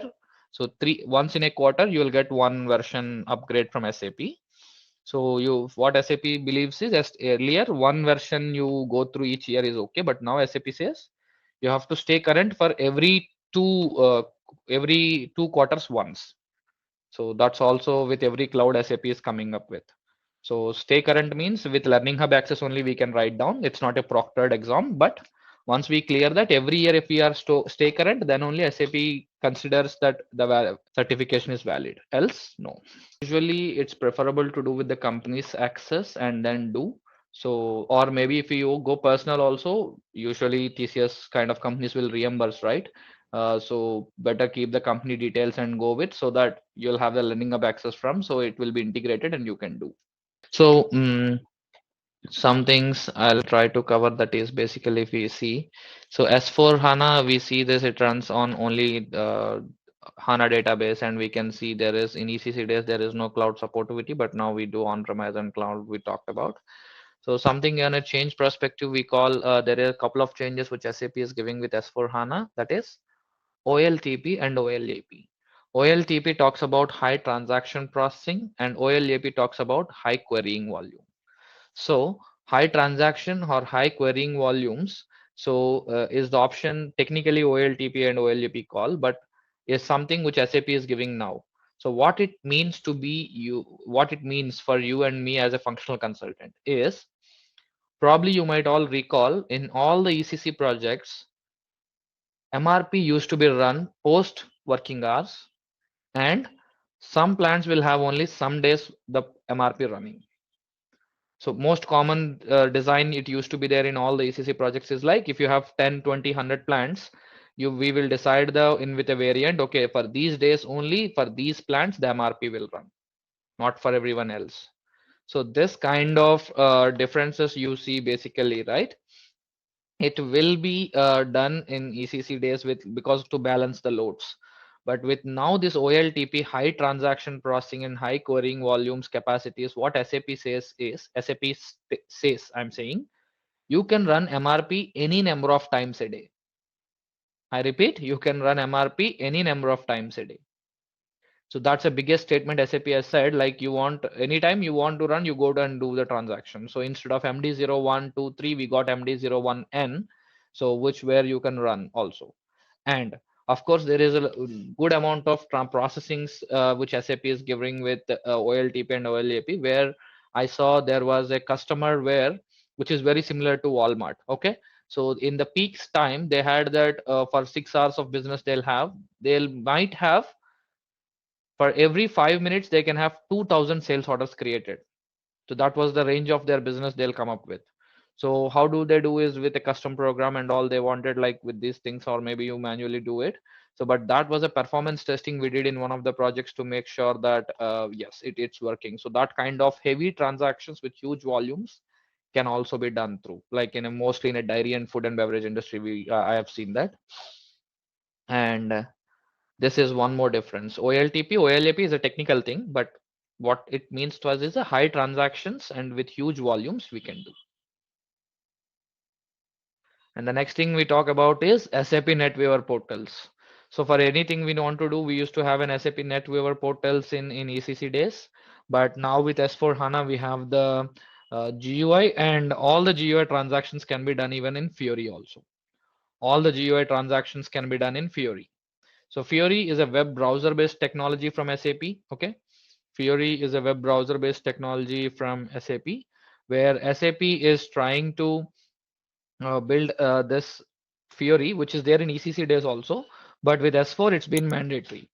So in every S4 HANA implementation, no end user will log into GUI. I repeat, no end user will log into GUI, and all the transactions they'll be doing in Fiori only. Okay. So now comes the question is, how do you log in and open Fiori and all? We'll see. So before that, Fiori is very easy to use is what I say. And what is the processes and all I'll be covering independently. But just as a quick view, if I cover, so there is a T code for to open Fiori, that is /n/ui2/FLP. /n/ui2/FLP. You click enter. So you see there is a web browser that is opening up. You want to open, you go to advanced. You see this one, a web browser is opening up, and you need not to open from the GUI always. So the same login for Fiori and GUI would be there. There is no separate login you will have. Okay. So if you want a different login, it's up to the basis to give, but you will have the same login. And this is how the Fiori link screen comes, and it will load a bit slow. Remember, guys, Fiori is a SAP on browser. So all the functionalities to work on SAP will have to work on Fiori. So it would be a bit slow than GUI, but no end user will be given access to GUI in S4 implementations. Only Fiori will be working. So any end user transactions we will be using during Fiori. What is the benefit of it? There is no bulky white elephant SAP setup to be done in GUI in the desktops of when the users. And the advantage is this Fiori is a browser based. You can use it in your laptops, mobiles, tablets, and desktops. So there would be apps kind of process like you see on my Windows, right? So when I click my Windows on my laptop, the way I want to use a Word document I want to open, the same way I want to open a create purchase order, I can open. So this kind of tile-based approach which SAP is giving with Fiori, which eases the transactions because it's a standard SAP offering which we can use rather than customizing the NetWeaver portals and bringing on information and with heavy controls onto it. So SAP Fiori is the latest option which SAP is giving with S4 HANA, which we are implementing for every client. This is one more change. All right, let's test your knowledge. And here is a question for you. What provides a single source of truth for supplier data in SAP S/4HANA Sourcing and Procurement? Option A, Supplier Lifecycle Management. Option B, Ariba Network. Option C, Strategic Sourcing. Option D, Supplier Collaboration. Take a moment to think, and when you're ready, choose the correct option. And remember, each choice holds the key to unlocking the answer. Good luck and type the correct answer in the comment section. Hello everyone, I wanted to provide a brief overview of ZaranTech's training program for SAP S/4HANA Sourcing and Procurement. In this comprehensive course, we delve into the intricacies of SAP S/4HANA Sourcing and Procurement, providing an in-depth exploration of its cutting-edge features and functionalities. Whether you're a procurement professional aiming to stay at the forefront of industry trends or an organization seeking to streamline and optimize your procurement processes, our training is tailored to meet your needs. ZaranTech's renowned instructor will guide you through the practical scenarios covering everything from strategic sources to contract management, gaining the skills and knowledge to navigate the complexities of modern procurement, ensuring you will be well prepared to drive the efficiency and make strategic decisions within your organizations. Don't miss the opportunity to elevate your expertise in SAP S/4HANA, Sourcing and Procurement with ZaranTech. Visit the link to discover more about our training program and secure your place in the future of procurement excellence. Empower your procurement journey with ZaranTech today. So today we are going to talk about the master data changes in S4 HANA. So before we go to master data changes, so what about the org data setup we have in S4 HANA for enterprise structure? So from an enterprise structure perspective, we do a company code, plant, purchase org, P group, right? And then you have the storage location, and in there is no such change you do in the configuration. So it's exactly the same you do as in the ECC only. It's exactly the same, but there would be from master data and including the tables also the same. But from master data perspective, if we talk about material and vendor, there has been a significant changes that is S4 SAP has came up with in S4 HANA, be it any version, right, from 1511 to 2021, which we have in the market. So these changes the agenda for today would be on the S4 HANA procurement, where the master data changes in S4 HANA. This is the disclaimer, this is the agenda. So like I said, what changes we have got in Metal Master and what changes we have gone in Vendor Master. So first thing we start with is the number range limit that you have in ECC is 18. But when it comes to S4 HANA, it can be up to 40. So if you see if I open any ECC system and just show you for a second, so the difference is in any ECC system you go, the material master length SAP has given is 18. The maximum length of a material that can be maintained is 18. Whereas in S4 HANA, what happened is it is now till 40. So why did SAP bring this change is there are different other modules in SAP or out of integration with SAP like PLM softwares and SAP SCM, then Ariba and all IBP, APO particularly. There is an integration where they can go up to 121 characters for SAP metals for the items they create. So SAP has given an update that okay, till 40 you can increase if you want. So SAP by default for any new system comes from with the length 18 only. So if you want to extend, you can extend till 40, it can accommodate. So if from 18 to 40, 20, 25, 28, 30, 32, 35, 40, whatever you are okay with, you can extend the material length. But with this said that extension can be done, it's not like anytime we want we can do. So it's preferably good to do this before the implementation starts, before you do any system setup in the system. The reason is if some metals are created and then you change the field length, that would cause inconsistencies in the existing materials.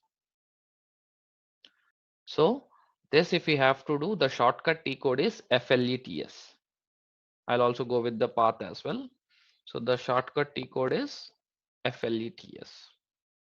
So slash and FLETS, if you go, that is, you see display view field length extension details. Display view field length extension details. Okay. So let me go back and go to the SPRO path as well. SPRO, reference IMG. Then you go to cross application components. Yes, cross application components, general applications, general application functions. In this, you will have field extension. In general application functions, you'll have field extension. In the field extension, if you go to activate extended fields, so there are something like stock requirement, amount, length, and all. But in SAP for materials, you want to have, right? SAP says if you want to do this extend field material master field length extension, this note 2232396 should be read. So there is a couple of series of notes SAP has given. 22396 is one, 22326 is one, 32396, and one more note where you have to study through it to as a prerequisite. Okay, this and all the changes that's not affecting, this and all will be affecting. This is the process we need to look at before we do the extension. So we have to see if at all we need to extend, we have to come and click a tick and say if at all. Of course, if you have the SID connected, this will take you to that note. If you click on display note, it will lead you to that S user ID launchpad where the way with your S user ID you can log in and see the note. But I don't have at this moment. I have some others, but I cannot open them here. So if you have any S user ID, you can see through that note. So the note will explain what will be done, how it will be done, what can you do and all. But simply to say extend the material, extended material number, you want to extend it. So you will do it in FLETS here. Okay. And The number you want, which is more than 18 or 40, 18 till 40. How will you do it is, it's the same place where we do. That is, if you go to Logistics General, Material Master, Basic Settings, here you see, where is this? Define output format for material numbers. So in the output format, the shortcut T code for it is OMSL. So you can have the material number range length 35. So it's something someone said it's 35. So you see, from 1 to 40 possible length of material number. So someone has already changed in the system total 35, where the number length can be stored with leading zeros in 35. So you see the number range what we have in SAP is still 18. So the 18 numbers what the number range we have, and remaining can be up to this. 40 will be the leading zeros that can come and make the number as big as you want. That can come out of from other systems to this system, or created in this system can go to the other system. So the material number length is increased to 35. So I'm not doing this change here. The reason is, if it's already changed to 35 and already a lot of things are working in this system. But in a fresh implementation, fresh start projects, we can do the metal master length increase from 18 to till 40 any number. So if at all there is a client requirement. So at least in out of all the years in S4, I have not seen from 2007 to till now anywhere. Only in one aerospace and defense requirement, there was a requirement where the third party applications like the PLM softwares, which will originate the materials, EBOM, MBOM, right?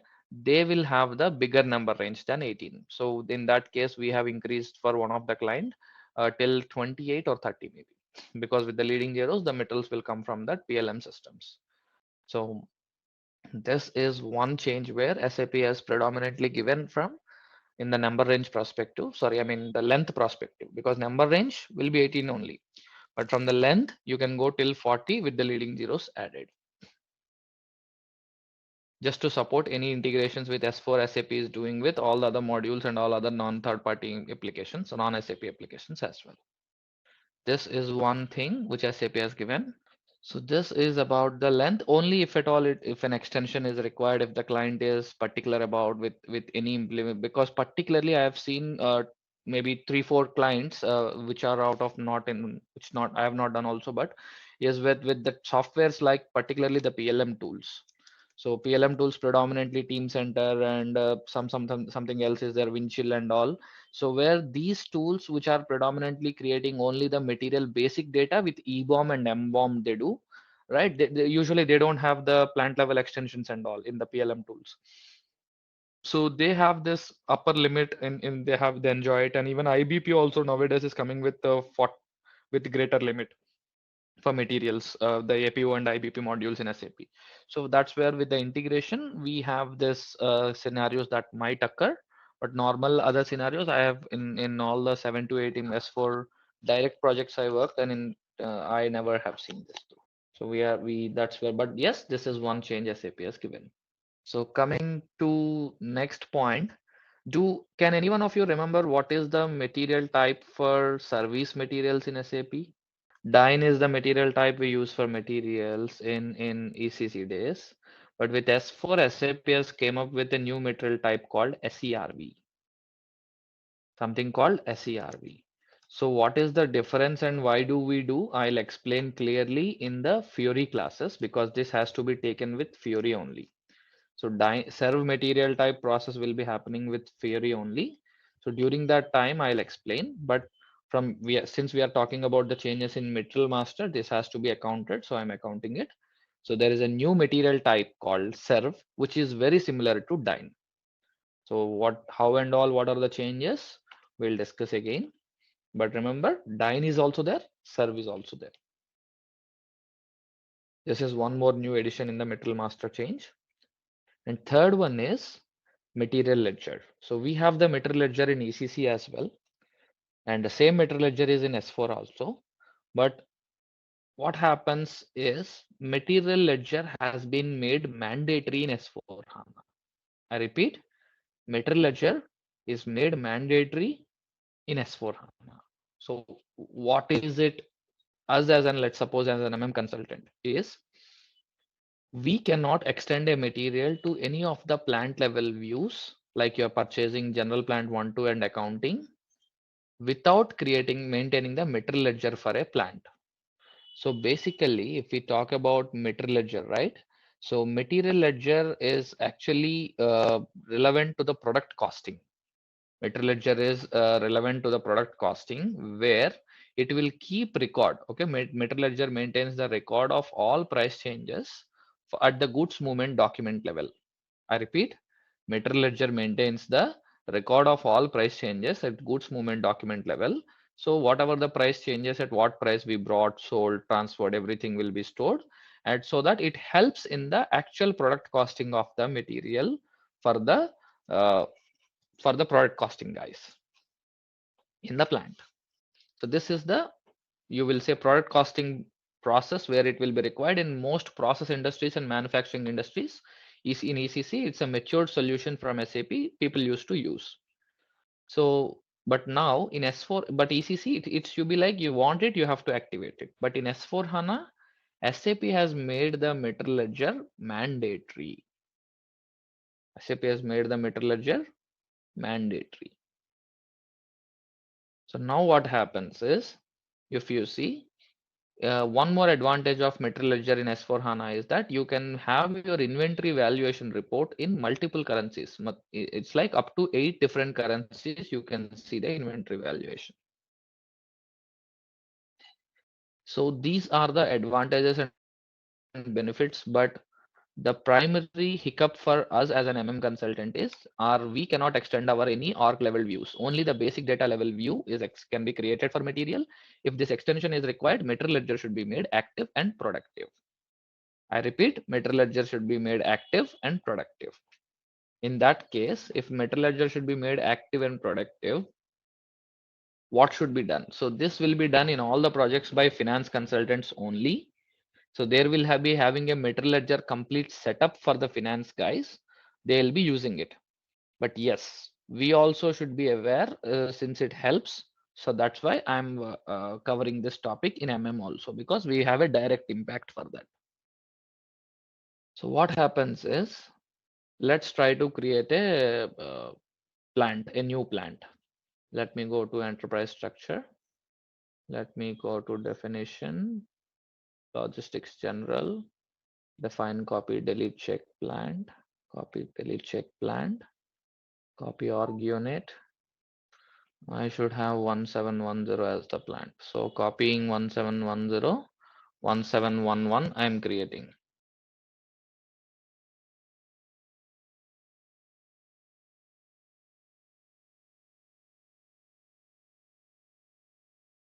Okay, so let me save in the config. Plant 1710 copy to 1711. Everything is good. So let me, the plant is created, we are good. So now if I go first, after every creation of a plant, like we do in MM, right? So all the MM consultants, when they configure the plant in S4 projects, we are supposed to inform the finance consultants to that, okay, so and so plant has been created. Please make the material ledger active and productive. Material ledger active and productive. So material ledger activation, how is it done, is OMX1 T code. So if you go to /OMX1, so here in the plant level, you see valuation area, company code, material ledger type, and status, material active or price determination will be there. So if you go to 1710, the material ledger, it comes with the material ledger type 0001. Okay, under each company code. So since I copied 1710 and created 1711, so it same belongs to the same company code and material ledger. So material ledger is made active and price determination came up. So in projects, if you don't get it, we'll ask the finance consultants to do, but usually copy and create will come up, right? So we copy the first time and create, so it might not come. But you see material ledger active. So this tick mark should be there. So material ledger active indicates the material ledger has been activated for the valuation area. Then you have price determination control. So if you go to the price determination control, what happens is there are two options. Okay, there are two options. You see value 2 and 3. Transaction based, single or multi-level. Transaction based, single or multi-level. So if you go to this documentation, SAP talks about the same transaction based or single multi-level. You see transaction based price determination option 2 with price control V, the material is valuated at moving average. I repeat, if you see transaction based material price control, if you have the moving average, the material is calculated at moving average.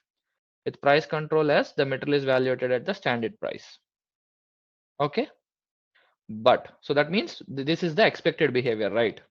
So if normally if you give the moving average price of the V, then means the material will be at moving average price calculation if it says S. But if you keep the value 3, single or multi-level price determination, the valuation price, standard price remains unchanged and periodic unit price is calculated for the material valuation of the closed period. That means even if you keep the moving average price V, the standard price is only calculated in the current period for if you keep the value 3. So the option is only possible for the material with price control S and is only recommended if an additional multiple currencies and or valuations you use single or multiple price determination. See, with single or multi-level price determination, a periodic unit price is updated for information purpose only, but can only be used for material valuation in the closed period. So what happens is, if you keep the value 3, even if you keep moving average, the system will not allow you to do the moving average price calculation for a material. It behaves as a standard price only. If you want both standard as standard and moving average as moving average, then you should keep the transaction based material price, that is value 2. So remember this indicator is this dependency is that material ledger activation 2 tick is required. So that's the reason why we should keep 2 only. Why 2? Because we want the S as standard price calculated with V as moving average price calculated, not as only standard price always. So if at all any process industries need that, okay, they'll keep on the standard price only and they'll do an moving average price periodic price calculation in the closed period. They can do 3, but at least I have not seen that requirement anytime. We want both the behaviors in all the clients, so we do this config as it is. So this is how material ledger will be activated. So if there is any, you see, if there is anything like this, 2010 does not have in this company code. You should click OK and you should click 2, then you will save. That is how the material ledger would be made active. I think the reason for that might be because in the material ledger type is my point of view. Let me go to, I think I've seen it somewhere in with finance in one of the projects. So with the material ledger type, it would be there usually. You want manual currency settings or automated, something could be there here. OMX2 and OMX3, something would be there. OMX1, OMX2, OMX3 are the T codes. So where at, okay, yeah, this is the one, like valuation area with company code material ledger type we activate. So material ledger type configuration is in OMX2 and in OMX1 we have the different part. These are the two examples. We see 171011 and 2011. Sorry, 2010. Completely with finance. They first configure the material ledger type and the company code to plant always we already have. So company code with material ledger type assignment they do in OMX3. So if you see OMX2 is the material ledger type config. So material ledger type with FI currency type, CO currency type, then manual, they said manual currency settings with what currencies. I said, you remember how many currencies we can have. So up to group currency means up to 8 currencies we can have. Company code currency means only 1 currency we can have. So this configuration would be done by finance first with the material ledger type. So maybe if I pick something else also, this material ledger type they configure will be assigned to the company code in OMX3. In OMX3 valuation area with company code to material type, like basically the company code to material ledger type, because valuation areas is always at a company code level we create, plant at a company code level.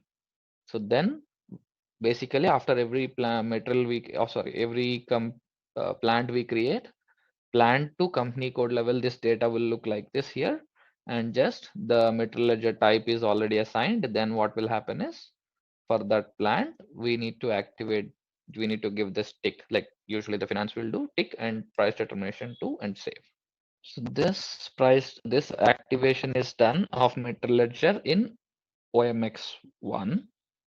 Then material ledger is made productive in CKM start. CKM start, material ledger is made productive. So production startup of material ledger. So for whatever the plant you want to do, right? You will have to click on remove background processing. You can do a test run and check, then remove the test run and do a check again. So if I execute for 17, give from and to plant the plant what you want. So SAP says all the parameters it will check with, and finally it says plant can be productive. So if it's green, right, during the test run like this, you can go and do an production startup for the plant here. Usually what happens is there are two types of setups from the finance that comes up. If the material ledger is not active and productive, we cannot extend the materials to this plant. Sometimes there would be setup that where if the material ledger is active and not productive, then also we can do the plant level extension. So let me try and see in this system. If I go to MM01, any material, let me try to extend to the purchasing, general plant 1, 2, and accounting. So mostly it should not allow me for 1711 plant. So material ledger must be set productive for valuation area. So if the material ledger is not active and productive, then the plant level extensions of the material will not be allowed in that plant, any material type or anything. So now all the plant, unlock the metals in the plant, it says after the material ledger is productive. So all the metals can be extended to the plant level extensions with accounting data. So if we have to do now, maybe if I go for that material slash NMM01,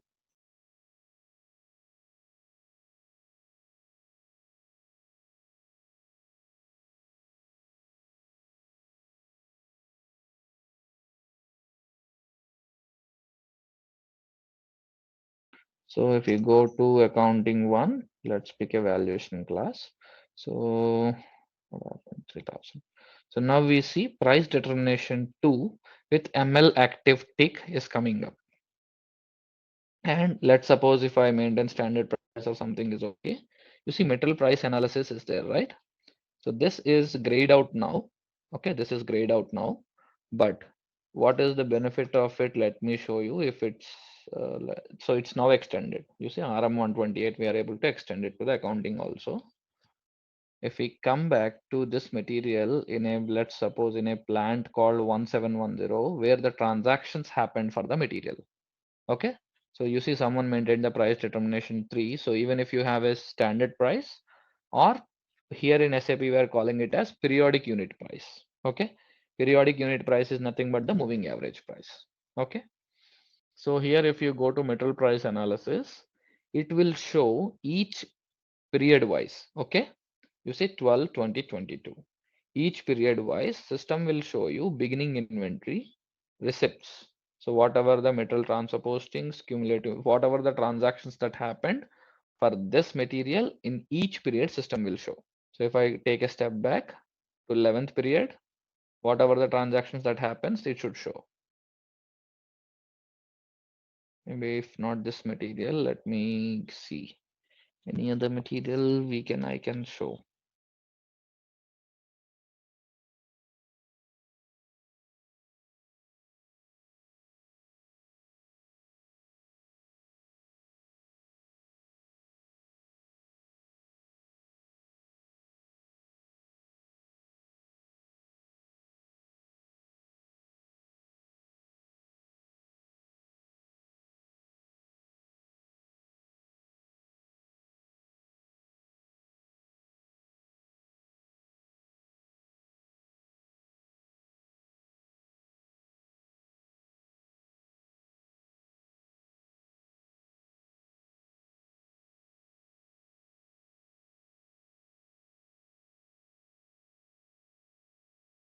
Let's go to the material price analysis. All the transactions we should have will come out usually. It would show. There are no much big transactions in this period, but yes, whatever that comes will be shown up like GR, GI and all. So let me think. I have another system where I have the good example, which I'll show you. Maybe after the training also you'll be able to see. We'll also do that.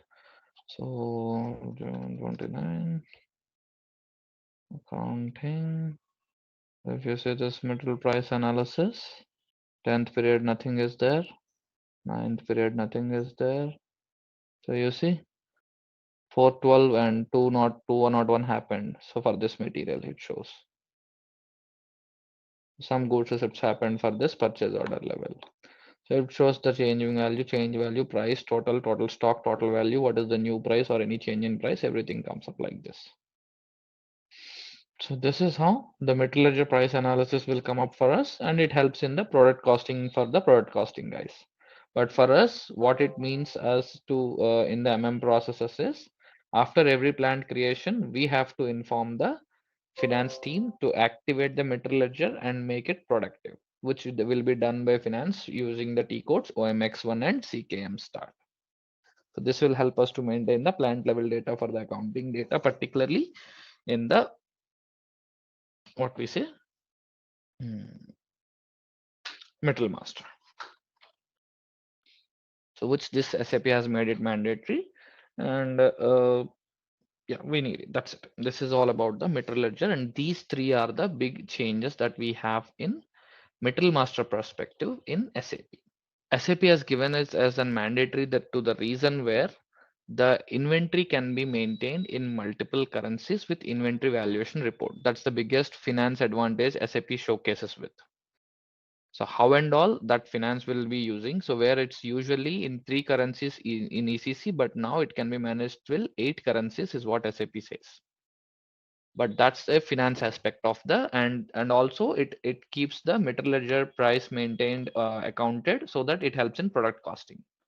So these are the two advantages of, I mean to say, these are the two reasons why metal ledger has been made mandatory for all the processes in SAP, sorry, in S4 HANA by SAP. But that's an by effect or byproduct kind of an effect we after effect we have is the accounting data cannot be maintained without metal ledger making activate or product active or productive for us in the MM process, because it doesn't make any difference in for us in MM or SD process for metal ledger active or not, unless we are into the manufacturing industry with product costing active. So to your question, simple answer wise, I see these are the only two answers, two statements where which the reason for which SAP has made it mandatory, it helps for the business. So after the metal master changes are done, we are going to talk about the vendor master. So vendor master, it's like totally a change of the approach of how we create vendors in SAP. So SAP has given with a came up with a concept called CVI integration. So sorry, before I go to CV vendor master, any questions on the material? Anyone? I hope we discussed well. Any issues? Anyone? So vendor master, we have got the concept called CVI integration, customer vendor integration in S4 HANA. So what is the difference? What is the difference is let me talk about in detail. First, let me do one thing, that is if I go to any ECC system and I do an creation of vendor. So what T codes we have here? We have a list of T codes called MK01, MK01, MK02, MK03, FK01, FK02, FK03, XK01, XK02, XK03, right?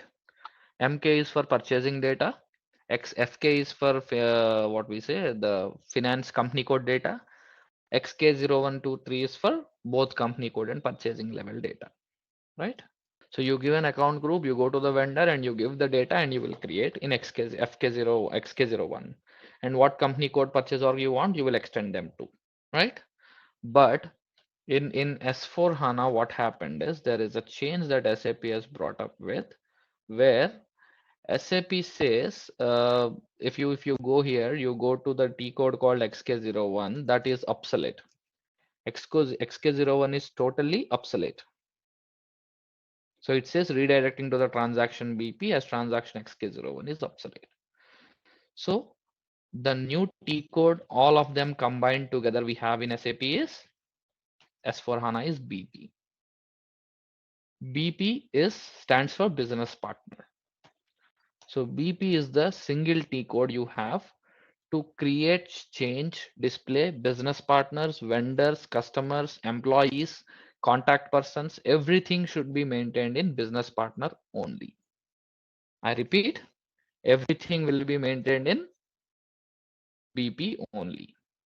So now what SAP is coming up with a concept with S4 is everyone is a business partner in your business.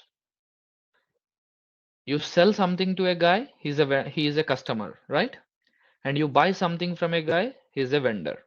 And if anyone works for you, he's an employee to you, right? And if any contacts you have from the vendor, it's a contact person. So all these guys you have are called business partners in SAP. I repeat, whom you buy from is vendor, whom you sell to is a customer, right? Then whom you the person who works for you is your employee, right? And then particularly vendor contact person from vendor side, customer contact person, customer side. So all these guys are your business partners because they are part of your business, SAP says. And this business partner you create, one guy, okay, Uday is the business partner you create. And he can be a vendor to you and he can be a customer to you. He can be buying you can buy X product from you, but you can sell Y product to him, right? It's quite possible in the retail and distribution scenarios. If you see, it's quite possible. One guy can be a both vendor and customer to you. And a person who works for you, basically your employee. So we used to have an employee master creation and the partner setup in ECC days, which is there in S4 also. But you can also create them as business partners and extend them to the employee business partners to make them employees. Okay. And you have the vendor contact persons you will create as just a details, right? Customer contact also. So KNAK table, right? So these all will be created as business partners. But how? There are three categories of business partners to categorize the business partners on their process. So business partner person, business partner with category organization, business partner category with group. So when will you use what? It's up to our business process.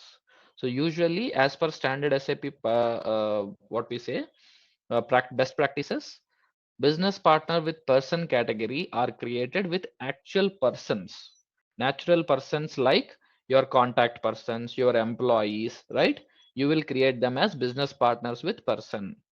Your employees and your contact person kind of people you will create with BP category person. But who is an organization? Your vendor or customer is actually a company, an organization whom you deal with, right? Will be created as business partner category with organization. But what is group? A group or syndicate of people, right? Maybe you see this latest movie called Pushpa, you understand, right? They call it as a syndicate. Of course, before that also you might have heard. So syndicate is group of people work together for a common business aim, right? So a group of people or companies together. So in that case, business partner with category group, right, can be used. So business partner, so when do you use what? So like you want to create a vendor with the business partner person, it SAP allows, SAP will not stop, but it's not a right practice to do. So business partner with category person will be for either employees or contact persons. Business partner with category organization is for vendors and customers. Business partner category with group will be for group of either persons or companies together. This is how we have to select and create the business partners first. Remember, we have to create the business partner first, and then extend them to the roles vendors or customers. You cannot directly create a vendor or customer. Of course you can, but it's not a right practice. So use the vendor or customer. If you have to create, you have to create with business partner with organization. Maybe let me pick this. So I have picked a BP group with the number, and the role is the standard role where I have to give the information that is required to me. So I'll give the name 1, name 2 and all, where maybe let's suppose I'll give Tata Motors India Private Limited. And if I do a check, so every time you create a data in business partner or vendor, you want to check, you can check, because if there is any error, system will show. If no error, system will say, okay, this business partner is error free. Then you want to, so you see in the business partner data, only just the name of the business partner is mandatory. Nothing else is mandatory. So maybe I'll maintain some address also. Okay. House number, Tata House.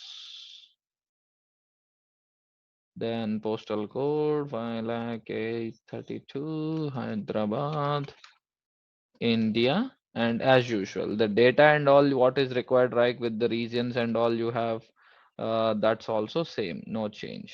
So let me go and maintain Telangana, right?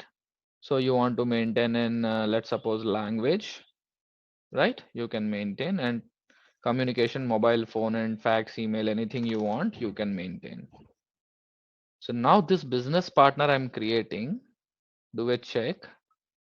Okay, it says postal code should have the length 6. Okay, do a check. Is good. So if I save, SAP is creating a business partner, guys, not a vendor or a customer. I repeat, SAP is generating a business partner alone. So this 6011, if you take, you go to /OSC16N and you go to the table called LFA1, system will not show you any data with this because it's not a supplier. So you have to see this in BUT 000 table. BUT 000. If you give the 6011, you will see business partner general data. So with this BP category 2 per organization with BP group, the data comes name 1 and all. Okay, any other information you give, it will come. So BUT 000 is business partner general data. BUT 020 is BP address data. So any business partner address you will give in BUT 020, it comes with an ADRC number. So this, as usual, the ADRC number 30122, you pick and go to the table called ADRC. You go to ADRC, you'll give the address. So you get the address. And you want the telephone and all, it's ADR6, I guess. ADR6 is email. Yeah, okay. We go. For this, you see the email address is maintained, email@email.com. And ADR12 is the ADR2 is telephone. ADR2, if I go, you will see that 30122, the number 123456789 I maintain. Right. So this is how just the business partners are created. And this business partner, what I created, right?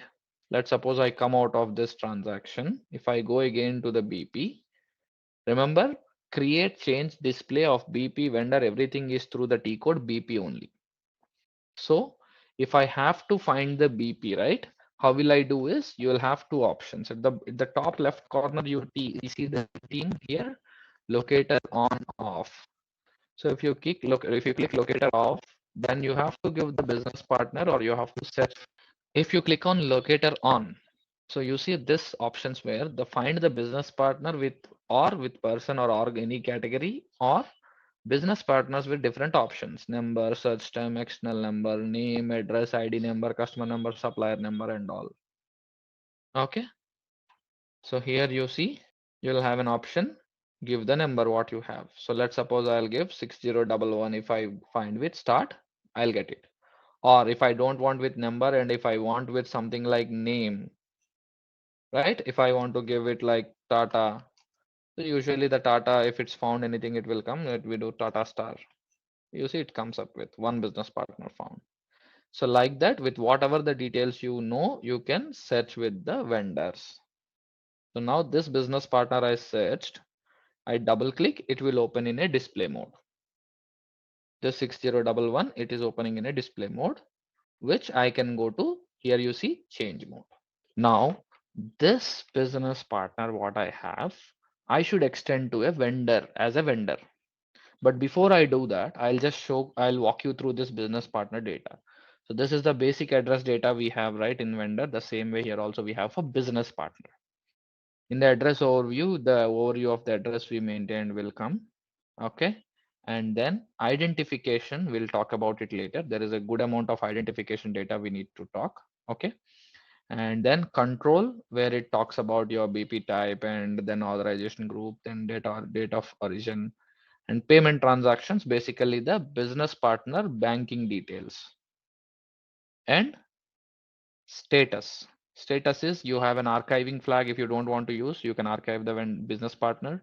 Central block is to centrally block the business partner for to not to use. Not released means this business partner is not released yet for usage. These three will work the same way. And I think where use list not required anywhere. I have not seen.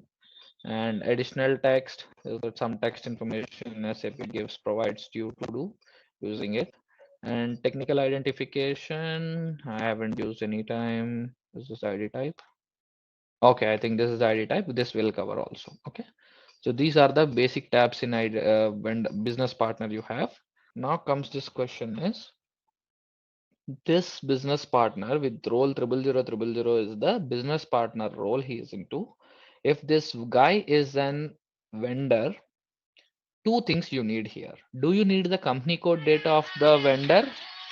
Do you need the company code data of the vendor or the purchase order data of the vendor? What do you need? So it depends upon the process, right? We are only purchasing, we want the purchasing level data, then we'll extend to the purchasing data in the for the vendor in ECC days also. If company code payments and data required, then we do the company code level view also.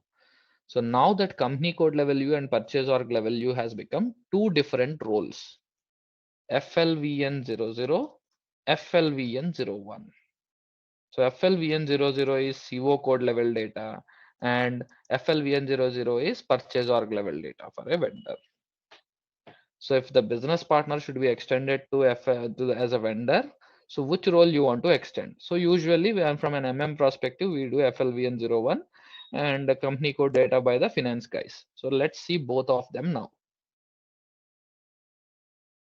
So now in the drop down, you'll have, if you go to FFF, so you see FLCU00 is customer FI, FLCU01 is customer sales and distribution data. So if the business partner should be extended as customer, FLCU0001 roles.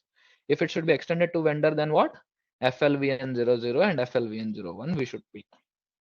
So let me go to FLVN00. Okay. So now you see the business partner data like the name one and the address and all should copy ideally. So ideally it will copy. I don't know why this does not happen in this system. So if you give any data in the business partner, right, along with the address and all, that would copy, the address will copy at least to the vendor. Definitely in every system I have seen. With this test system have some issue, but you please fix that okay, the address will copy from the business partner if we maintain. So let me maintain again for this.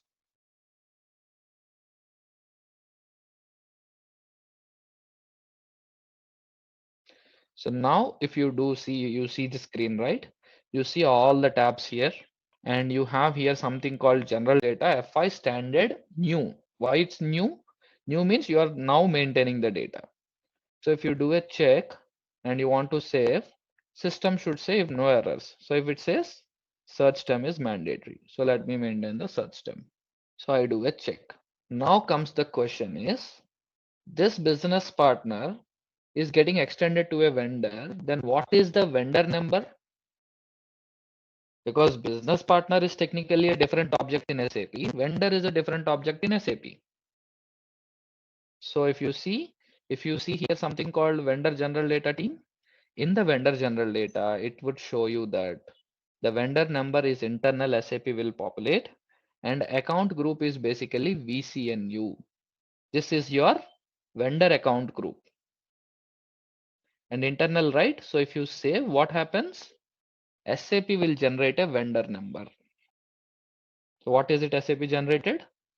147. So 6011 is my business partner and 147 is my vendor.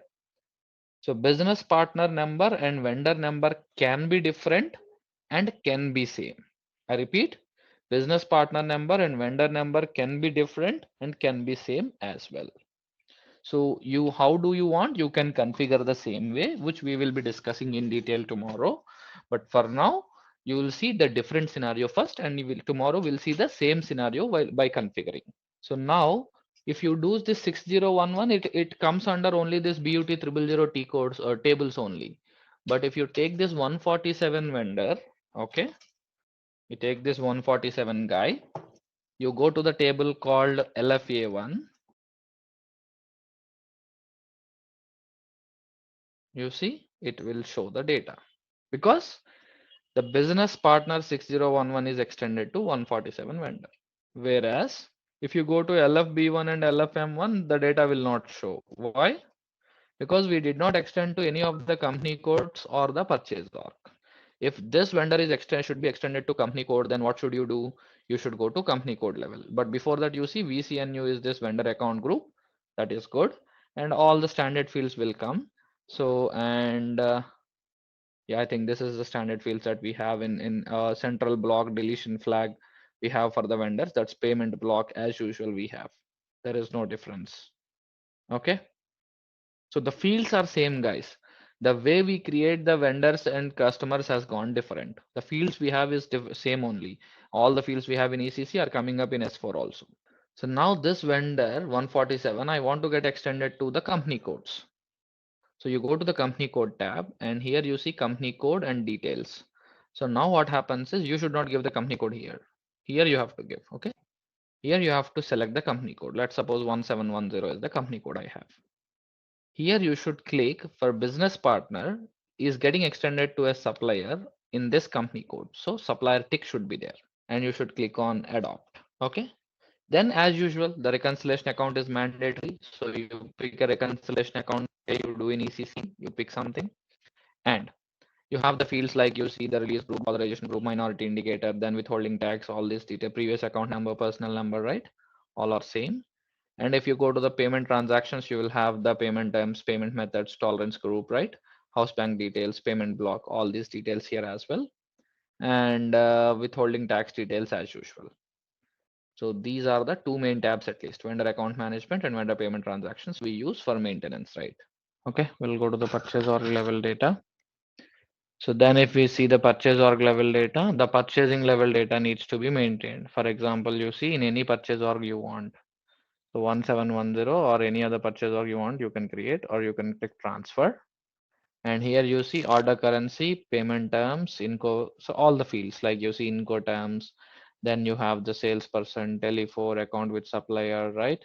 ABC indicator, then GRIR verification, service-based verification, right? And all the fields will be there. There is no difference in the fields. All the fields will be the same. So we just have to give, let's suppose I'll give an USD currency and payment terms and you want to save, let's save. Okay, so this business partner with organization, we have done the setup, right, team? So we see now we'll have to create a business partner with person category. So we'll create a BP with person category. So now the slight change that comes up is you'll have not have BP role group, everything is same. So BP role is mandatory, BP group is to be given, BP number will come, but here comes the first name, last name, because we are creating a person, we are not creating a organization. So first name is something like S and last name is Uday if I keep for me, and address and all you want to give, it's mandatory, you can give, else you need not to. So do a check. If any issue system will identify, it will let you know, else it will allow you to save. I'm just creating a business partner 6510. So now if I go to this table BUT 000, okay, let me go BUT 000. So is there anything with created on? If created on is there, let me give today's date. So now you see this business partners are created. So two with different guys with someone have created, but these are the ones I created.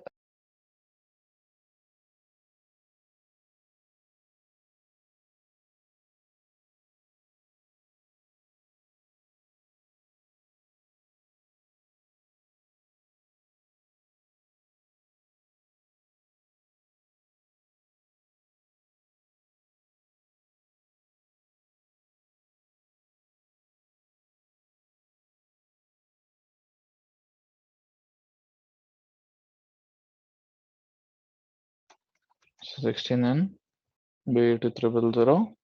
So let me give the number as 6012 maybe, or 6059. What happened? Slash and BP with no number. Let me give a business partner with name, but we are giving as person. So let me give the business partner person with name. So I'll give last name as Uday. So 6510 is the guy I created. So this 6510 should be showing up in 6510 as business partner with category person. 1977 BP category as person. So usually contact persons would be created like this. I repeat, contact persons will be created like this. So how do you assign the contact person to BP? So that we'll be discussing, but maybe meanwhile what I would ask team is to do is we can take a quick maybe 7 or 8 minutes break and come back and do a trial with BP organization and person and with the tables. Then we have different other things in BP identification, relationship and all that we'll be covering in the forward batch as well maybe. So we'll have an hands-on after the break. So maybe we're already past your 22 hours. Okay, quick 9 minutes break is enough. And then probably we'll start with at 11:40 p.m. and start create BP. Okay, with category. All of you create BP with category organization. Create BP with category person. Create BP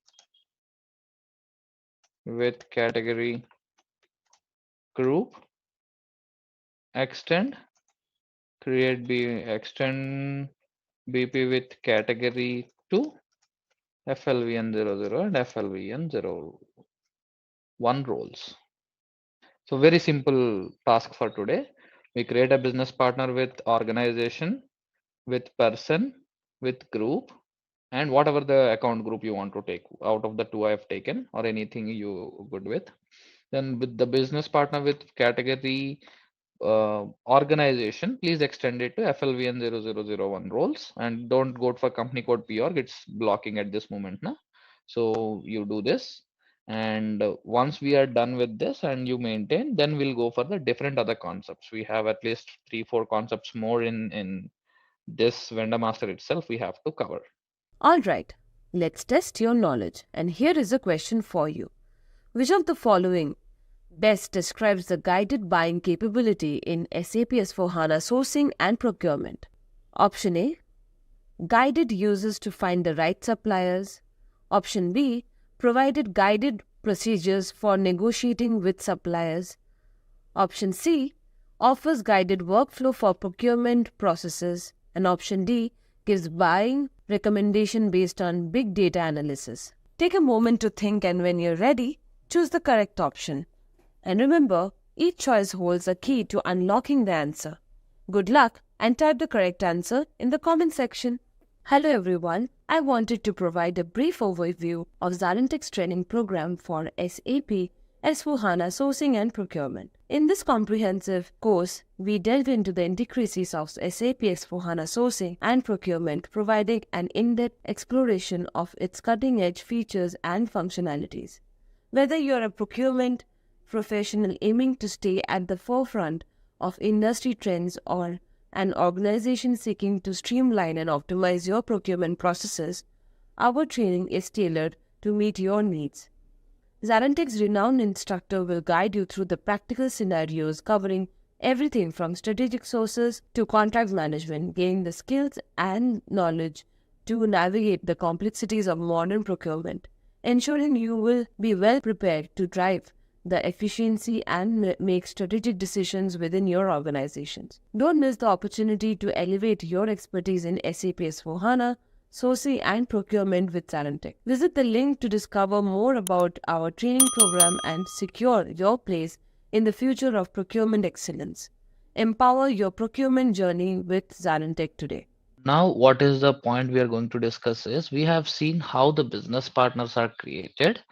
Then now we have also seen, yesterday also we have seen how the business partner should be extended to the required roles such as vendors and customers to wherever the process is required, right? So we will also try to see how do you configure the system so that in what way you need the business and vendor setup you will have to do. Okay, so let me talk about it now. So first, we'll talk about how you configure the vendor account groups and processes in ECC first in a glance. Okay, we will not cover that for more, but we will just cover it in a glance that what happens in ECC. So in ECC days, what we used to do, we will define the account groups, right?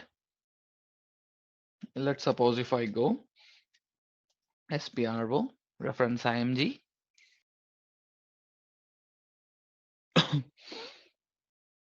enterprise structure, sorry, no enterprise structure, financial accounting, this financial accounting. Then here you go to accounts receivable and accounts payable.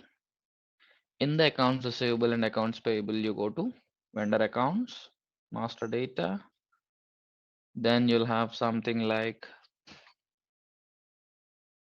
preparations for creating vendor master. So you define the account group. So you will define the account groups. Standard ones are 0001, 2, 3, 4, right? You see vendors, goods suppliers, alternative payees, invoice presented by forwarding agent, ordering address, and you will have LIEF, KRED, right? LIEF and KRED also as account groups you have. And you also have something called CPD, CPDL as one-time vendors. Okay.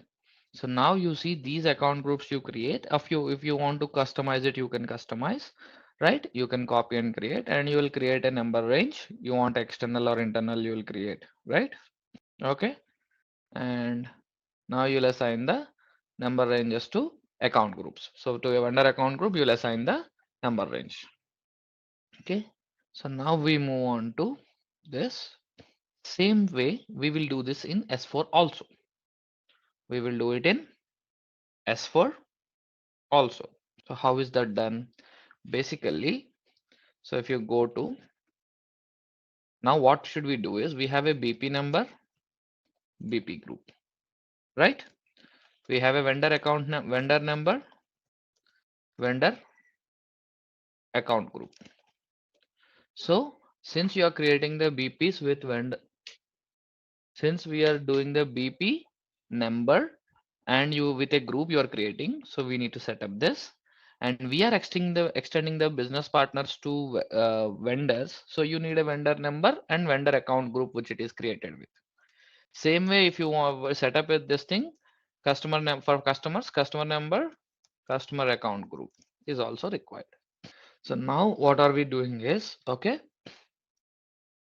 we have to first set up a BP number and BP group if you want, or you will set up a vendor number and vendor account group.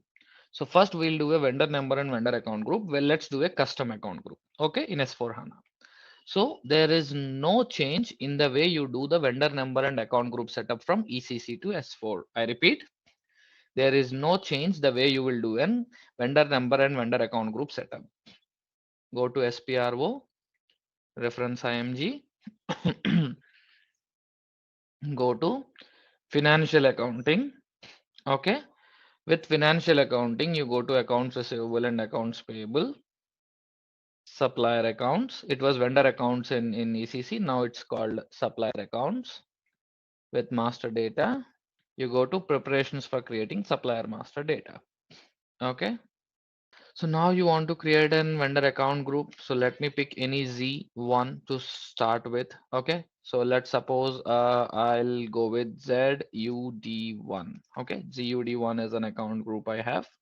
ZUD1. Oh, why is this gone? Vendor account check. Vendor account group. Okay. I'm creating a ZUD1 as my vendor account group. Okay.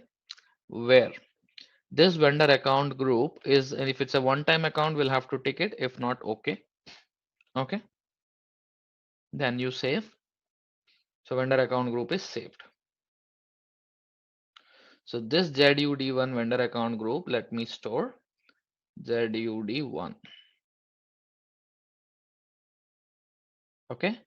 And this ZUD1 vendor account group, what we have, we'll have to create a number range. Go to the interval and pick a number range that is required. So maybe let's see if something I'll show you, like you see 0, 1 to 1 to 100, 10 number range is there. This is an internal number range. I repeat, the UC is the serial number 0, 1. Instead of creating a new one, I'm picking an existing one. Okay. Instead of creating a new one, I'm picking an existing one. So if you want to create also, it's the same way. So you see 0, 1 to 100, 10 is the NR status. So I'll pick this 0, 1 number range and I will assign it to my account group which I created. Assign number ranges to vendor account groups. So ZUD1 I'll create. So I give my number range called 0, 1. You can pick from here also. It's an internal number range. Okay.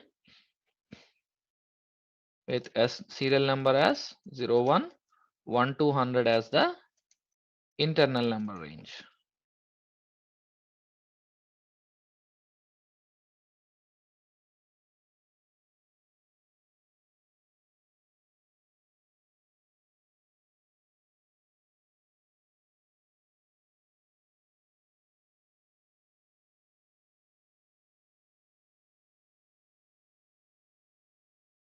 Now this is done, right? Assign number ranges to vendor account groups is good.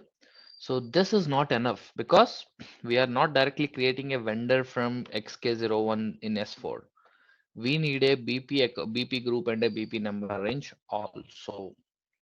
We need a BP group and BP number range also. So now what will you do is close this financial accounting since the vendor account group setup is done. Now you go to cross application components. Where will you go? Cross application components. Here you will have SAP business partner. Okay. Business partner, basic settings.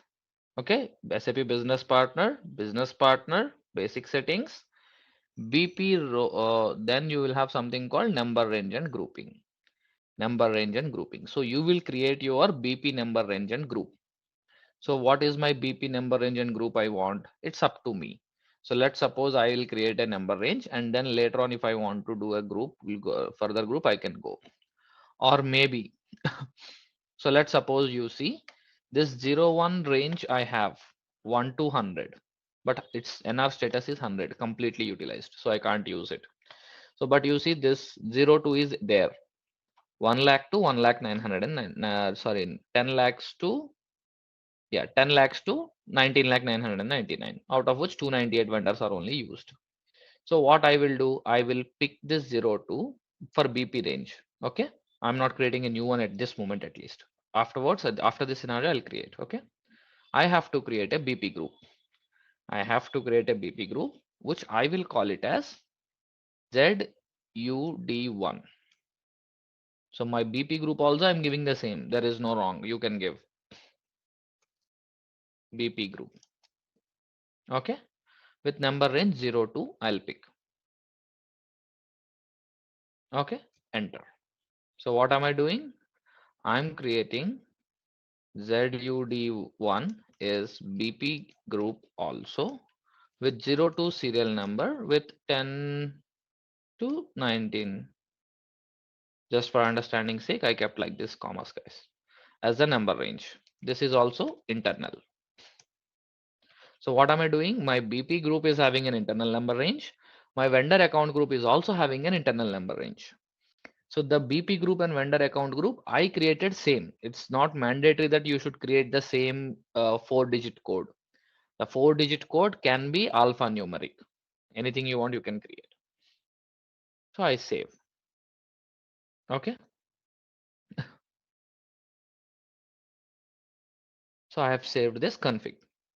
So since I have the BP group and vendor account group and the number range is defined, if I want to go to create a BP and extend to the vendor, system will not allow me to do so. I repeat, system will not allow me to do so. Why? I have to link which business partner group should be created or extended as which vendor as vendor with what account group. I repeat, which business partner should be extended to the as a vendor which with which account group we have to define. So before, if we don't define that and you go to BP and try to create a BP, okay, if you try to create a business partner with organization ZUD1, you see ZUD1, if I create, okay, I'll try to create ZUD1 BP1. So if I save, business partner will generate with 1000 series. You see 10 lakh series, 299 is the one got created. Right? All good so far. Now, if you go to the change mode and try to extend to the vendor role. So system should be extended to a vendor role. I'll give the data required. So if you go to the vendor general data, system is not populating any account group and in number range vendor. If you do a check, system gives an error. You cannot create a vendor with the BP group ZUD1. With ZUD1 BP group business partner, you cannot create a vendor. Why? Because we have not configured in the system. So if you have to configure that in the system, what will you do? You will have to go to, you can close this. Okay, you can close the business partner and you see something in the bottom, master data synchronization. So we should go into it and do the config. But before I go into this master data synchronization, I'll wait here for a second. Now if you go to master data synchronization, what are we going to do? With which business partner group, BP group, what vendor account group will be allowed to create or extend as a vendor, we are giving it here. Okay. So this master data synchronization, if you go, you'll go to customer vendor integration, CVI. In this customer vendor integration, you'll go to business partner settings. In the business partner settings, you go to settings for vendor integration. In the settings for vendor integration, you go to field settings for field assignment for vendor integration. In the field assignment for vendor integration, you go to assign keys. Then you will define the define number range assignment for direction BP to vendor and define number range assignment for direction vendor to BP. So basically, if you see in the master data synchronization, you have customer vendor integration in the which you'll have BP settings, then settings for vendor integration, then you have assign keys. For assign keys, you'll have define number range assignment for direction BP to vendor or vendor to BP. So we will create usually the BP and extend to the vendors. So we will always define the number range assignment for direction BP to vendor. But for data loads, there might be like they will push from a program perspective. So in order not to go wrong, we will do the direction for vendor to BP also the same. So go to define number range for direction BP to vendor. So here you click on a new entry. You will see the option called BP grouping and vendor account group. With you want a same number or a flexible group options. So if you decide, you will give ZUD1 BP group. Okay. Here you will give ZUD1 vendor account group. Okay. And if you want a same number for BP and vendor, it will not come now. If I save, it will not come. Why? The number ranges for grouping ZUD1 and account group ZUD1 are different. So if you keep the same number range maintained for both BP group and vendor account group, then if this same number tick is done, then only the business partner will be created with the same number with vendor account group. So how is that done? I'll show you. But now you see at least the ZUD1 BP group is assigned to ZUD1 vendor account group. It will allow you to convert one BP into different sorry, to as a vendor role. So let me go out of this screen. Go to BP again. So ZUD1 we have a BP. So now let me go to the change mode and go to FLVN 010001. Any role is fine. Okay. Now you go to the vendor general data. You see ZUD1 account group is coming because ZUD1 BP group is maintained to ZUD1 vendor account group. System is coming up. And let me maintain the system also here. And if I save, this business partner will be extended to a vendor with a different vendor number. You see, 9 is the vendor number coming up. So BP number and vendor number are different. So if BP number and vendor number should be different, then you can create your own number ranges for BP and vendor the way you want. And we'll be trying to create an second scenario, which is the most common scenario where the BP and vendor number will keep it same. So unless the client specifically says a business reason why they don't want the BP number and vendor account number same, like they ask, okay, I want a different BP number range and a vendor account number range. Till then, we don't create any different number ranges. So also we will create the BP group and vendor account group also the same same 4-digit code. The reason is, so usually most common scenarios in business I have seen, at least to my experiences, we will create now account groups as per the partner functions. VN, OA, IP, GS, right? Is one common scenario we create where the goods suppliers into one account groups, then invoicing parties to the other account groups, and there would be other scenarios are like where sometimes we do domestic and foreign vendors as different account groups, right? And we'll have a different account groups like one time also CPD, which is standard you can do. So this is the most common scenario we use. And other than this, what happens, right? So this is the most common scenario we will have with which we will work upon. And then the same ZVN or ZUDN, whatever the naming convention we want with the client we decide we'll do. So BP and vendor account group can have the same account group, but it doesn't mean that it should be same mandatorily. Okay. So same number range if we have to do, how should we do? I'll tell you a scenario. So scenario 2 we are going to talk about is how if the same scenario, same number range is required, how will you do that? So the first thing we'll go do is vendor account group. Okay, let me go to financial accounting.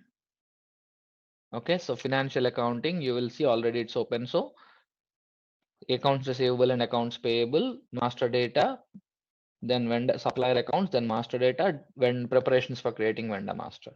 So define account group for screen layout. So I can copy an existing one or create a new one. So I'll call this as ZV11, sorry, ZV00. My account, mine. So I'm following this range. Okay. So my user ID I was given is MM00, right?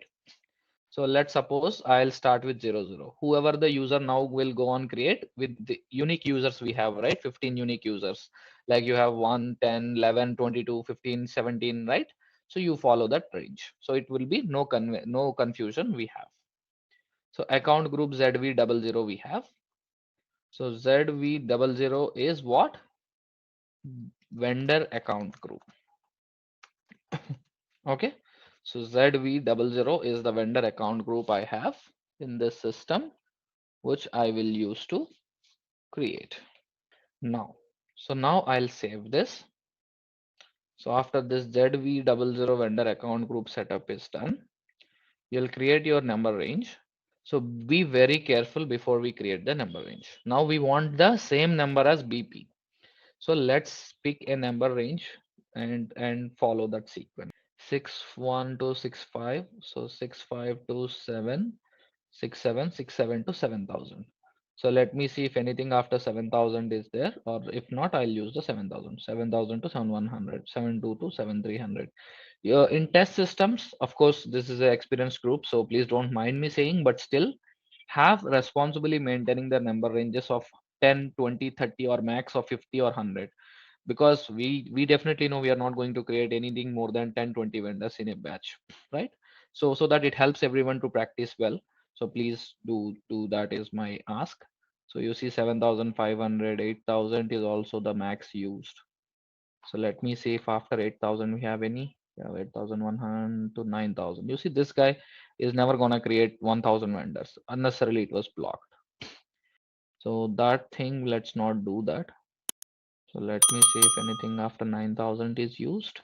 Okay, 9,000 to 9,999 is also used. Let me see which one we can pick. 51500 to 51600. Okay, let me pick a unique series then. Instead of this, let me pick this. 35 to 4 series is also picked. 5 1 1 2 3 4 5 6 7 8 9 10. So it's a 10-digit vendor number we can do, right? 1 2 3 4 5 6 7 8 to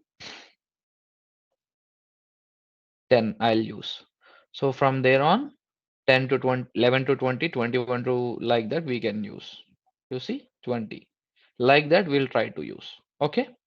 So what am I creating is a number range 5 1 all zeros to 5 1 10 20. So that's a bigger number range, but yes, everyone, there's a very big number range people can use, right? So please use that. So I'll create my own number range. Okay, I'll create my own number range with serial. So I'll start with Z1 series. Okay, Z1 series I'll call. Maybe if T is empty, maybe I can do a T series also. Yeah, T series with TCS. Let's start a T series. Okay, I'll do my one as T0. Okay, so just to start with, but here this time I have to give my number range as external. Remember, my vendor number range is external. I'm giving why? Because business partner is creating a vendor. Remember, technically in business partner BPT code, we are extending the BP to vendor. If we want the same number range, SAP believes the vendor is an external to the BP. So we need to create the BP with an internal or external what you want, but vendor as external number range. So now you save. So I'm creating, you see, there is no block. So I have created T0 as the number range with serial number.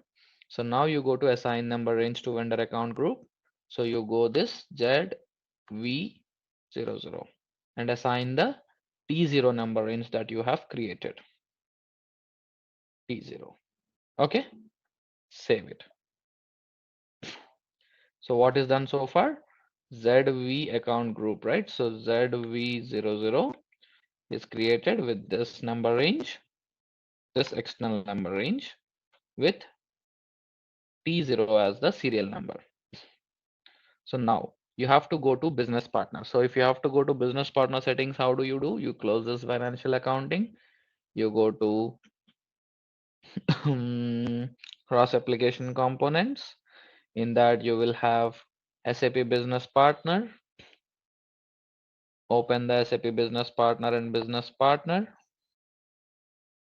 Right, in the business partner you have number range and grouping. So first you have to define the number range and grouping, which should be exactly similar. Okay, remember team, we should be having the exactly similar one. So you should have the T0 series serial number. Okay, T0, it's same. Now you want external or internal for BP, it's up to you. You want SAP to generate or you will generate. So I can keep it internal and click enter. It should not be overlapped. You see, if it's overlapping with GS, what is GS? GS is saying this is the heavy one they blocked. You see, 4 all zeros to 777. Why? How can these people block this here? So let me come out of it. Let me adjust the number range and go. Okay. So GS, let me edit it.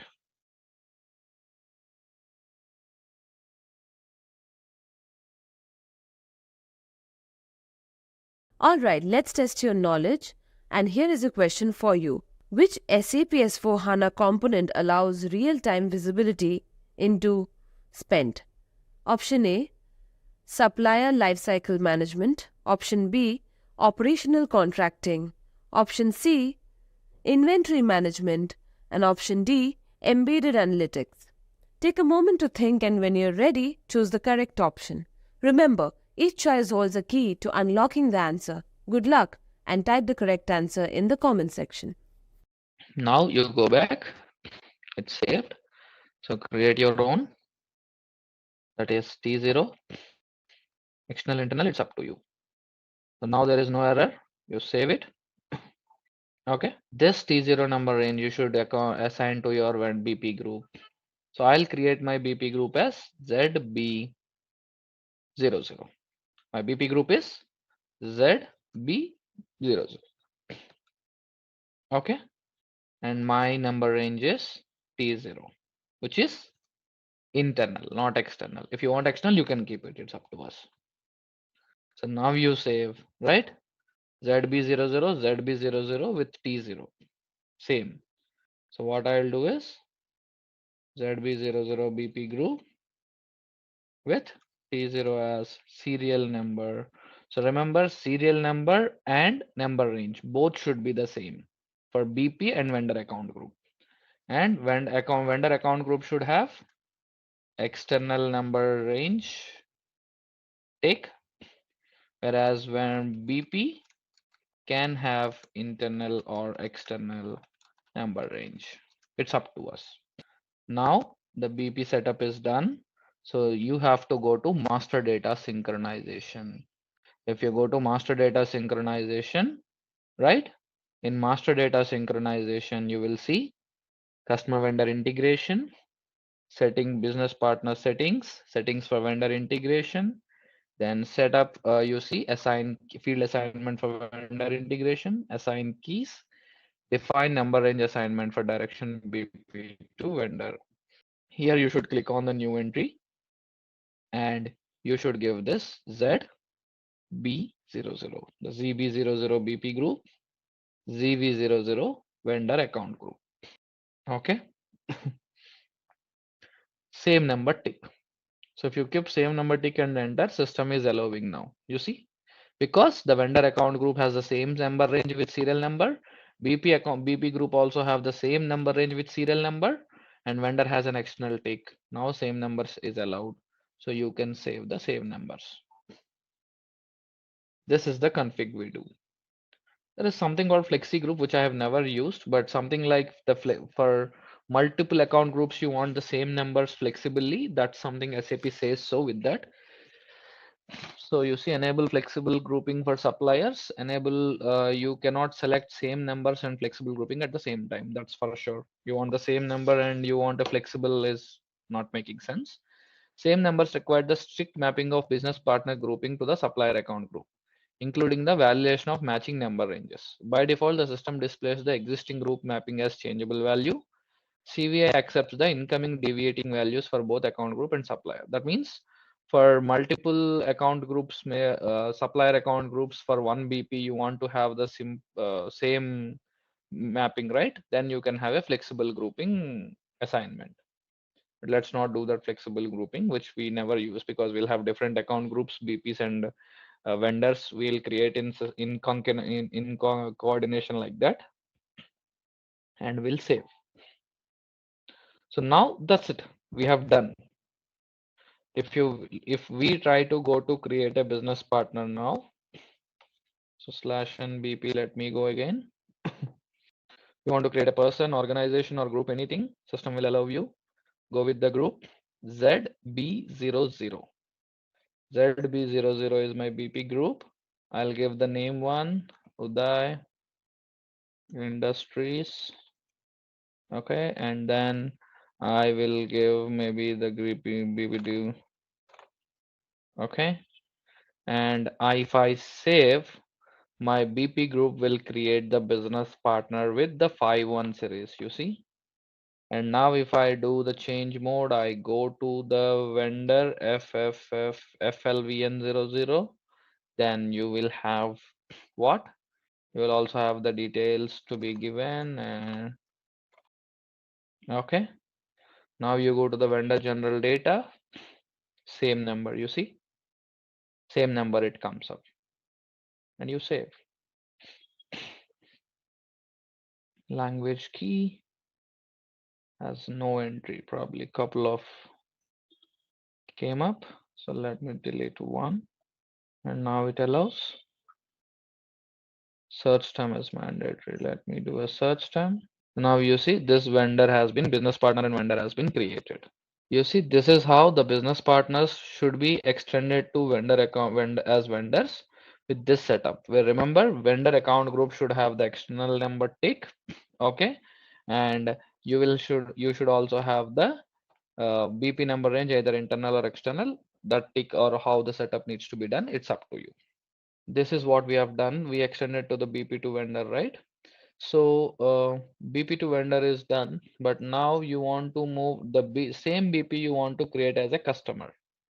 So the requirements usually come up in case of distribution and retail businesses. I repeat, distribution and retail. So it's not a pure IS retail solution I'm talking about. There would be distribution companies where we implement SAP, right, to the which are not manufacturing alone. So in those businesses, you will have the BP as a vendor and customer also. Like they'll buy from the same guy and they'll sell to the same guy also. That kind of scenarios I have seen in past. So now what happens is basically you will have a vendor and customer, right? So though if in those cases, how should you do is you should create the same setup for customer also. So for suppose if I go, let me close this. Okay. Let me close this cross application settings. You go to again financial accounting, but this time not to supplier accounts. You go to customer accounts. In the customer accounts, master data, preparations for creating customer master data, you should create a account group. What account group you create is up to you. So maybe I'll create ZC00, ZC00 customer account group. Okay, save.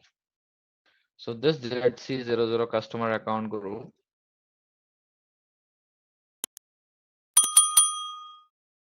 right? You should create a number range. So what I'll do is I'll give the same number range to this also. So I should not have it blocked. Let's say if it is blocked, let's see. Okay, not there. So what I'll do is, let me see if T0 is consumed. No, not consumed. So you'll see T0, same number range, external tick, because the BP is extending to the customer. So you should give this tick. Interval overlaps with GS. Very good. So let me cancel this, come out of it, go to edit, and let me change the GS setup. You see, this guy has blocked this also here. So let me change it to here. System allowed. Come back.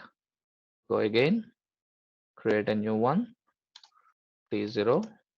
This number range you want external. You kept it. Saved. So the T0's serial number, what you want, you created.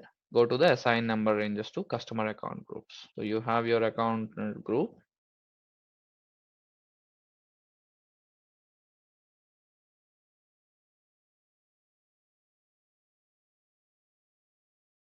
So to this customer account group, the number range is assigned. So it's very similar the way we have that for vendor. So what did we do is we created a customer account group, we created the number range, we assigned the number range to the customer account group. So same thing I'll talk here with external tick. Remember, the external tick is required here. So this, since the BP is extending to the customer role with the same number. So now this is done. Close this financial accounting. Okay. After closing this financial accounting, go to cross application components, in which you have to go to SAP Business Partner is not required, because in SAP Business Partner, already the BP group and number range is there, right? But to this BP group and number range, customer account group should be added. So what should you do in that case? Close this BP group and go to master data synchronization. So in master data synchronization, you will go to customer vendor integration, then BP settings. Instead of going to settings for vendor integration, you will go to settings for customer integration. So now this customer integration, you go again, field assignment for customer integration, assign keys. Here you see the number range assignment from direction DBP to customer or customer to BP. From direction BP to customer, customer to BP. So go to this direction BP to customer and assign your account group BP group and when customer account group. So ZB00 is my BP group and ZC00 is my customer account group. And with the same numbers I want, I'll click enter. So once you click enter, system validates. If there is any error, system will show, but there is no error. That's why system is allowing us to proceed. So where you will see the BP group and the customer number, right? Both are same with customer having an external take. So same number is given with the serial number. So save. So this will be done so that the BP is linked to the vendor account group. The BP is linked to the customer account group also. I repeat, the BP group what you have is assigned to the customer account group. The BP group what you have is assigned to the vendor account group with the same number. So you see, vendor is having the same number range, customer is having the same number range, BP is having the same number range. So now what happens is the BP is extended to vendor roles FLVN00 and FLVN01. Now, if it's a customer to be the BP should be extended as a customer. If this guy is also a customer to us, then you will have to extend that guy to, let's suppose, let me do 51 star. Okay, I take this Uday Industries. So now I go to, I'm the change mode. You see, if the role is maintained, it shows like maintained. If it's not maintained, it would show empty like this. You see, FLVN00 is maintained, FLVN01 is empty. The same way, if you go business partner general, it shows it's already there. So now you will go FFF FLCU0001. What you want, you can go. So if you want to create it as a customer, yes, you will see the same details that are required to create a customer would be asked. Okay. And if you go to the customer general data here, you will see ZC00 is the customer account group with which the customer number is created. You see, and if the sales and distribution data is required, you'll go and extend it to this customer sales area. So the same orders, shipping, billing, partner functions, all the data would be there. And if you go into this FLCU00, it would be the company code data, where in the company code data, all the customer general data will come again. You can see the details, and you want to extend the company code level for customer master, you can extend with the reconciliation account, payment details and all. So this is how, okay, this is how the vendor account groups and customer account groups with external number range should be set up and linked to the BP group so that the business partner can be extended as a vendor and customer. This is the CVI integration. So everyone is a business partner, and whoever is being extended to whoever is working as what role, that role will be assigned to the person. So if the business partner is there, the business partner is the guy who will be what we say. The business partner is the guy. If he is a customer, will extend to the FLCU0001. If he is a vendor, we'll extend it to the FLVN0001. These are the predominantly used roles in a vendor and customer space. But there are other roles as well, like you see, bank customer, private company account holder, prospect, commission clerks, agent, sold to party, ship to party as roles, right? Carriers, right? So different roles you have. So those all roles would be different aspects if at all to be used. So remember, we will create the account groups only for vendors, different types of vendors. There would be requirements coming in like, can I create each one vendor account group and 5 roles? Okay, there would be requirement coming like one account group I'll have for a vendor. If it's VN, I'll have one role. OA, I have one role. No, that's not a correct design. Vendor, company code, and PR level you want, you have to use this roles as SAP gives. And you want any vendor, what different account groups you want to identify in your business with, go with your account groups only. So the same way of ECC way of creating the account groups is the best way. 5, 6 account groups what you might have. If there's a company code level data, extend it to FLVN00. If it's a purchase org level data, you will extend it to the FLVN01. So this is how we do. So the BP and vendor and customer are linked together. Hello everyone, I wanted to provide a brief overview of ZaranTech's training program for SAP S/4HANA Sourcing and Procurement. In this comprehensive course, we delve into the intricacies of SAP S/4HANA Sourcing and Procurement, providing an in-depth exploration of its cutting-edge features and functionalities. Whether you're a procurement professional aiming to stay at the forefront of industry trends or an organization seeking to streamline and optimize your procurement processes, our training is tailored to meet your needs. ZaranTech's renowned instructor will guide you through the practical scenarios covering everything from strategic sources to contract management, gaining the skills and knowledge to navigate the complexities of modern procurement, ensuring you will be well prepared to drive the efficiency and make strategic decisions within your organizations. Don't miss the opportunity to elevate your expertise in SAP S/4HANA, Sourcing and Procurement with ZaranTech. Visit the link to discover more about our training program and secure your place in the future of procurement excellence. Empower your procurement journey with ZaranTech today.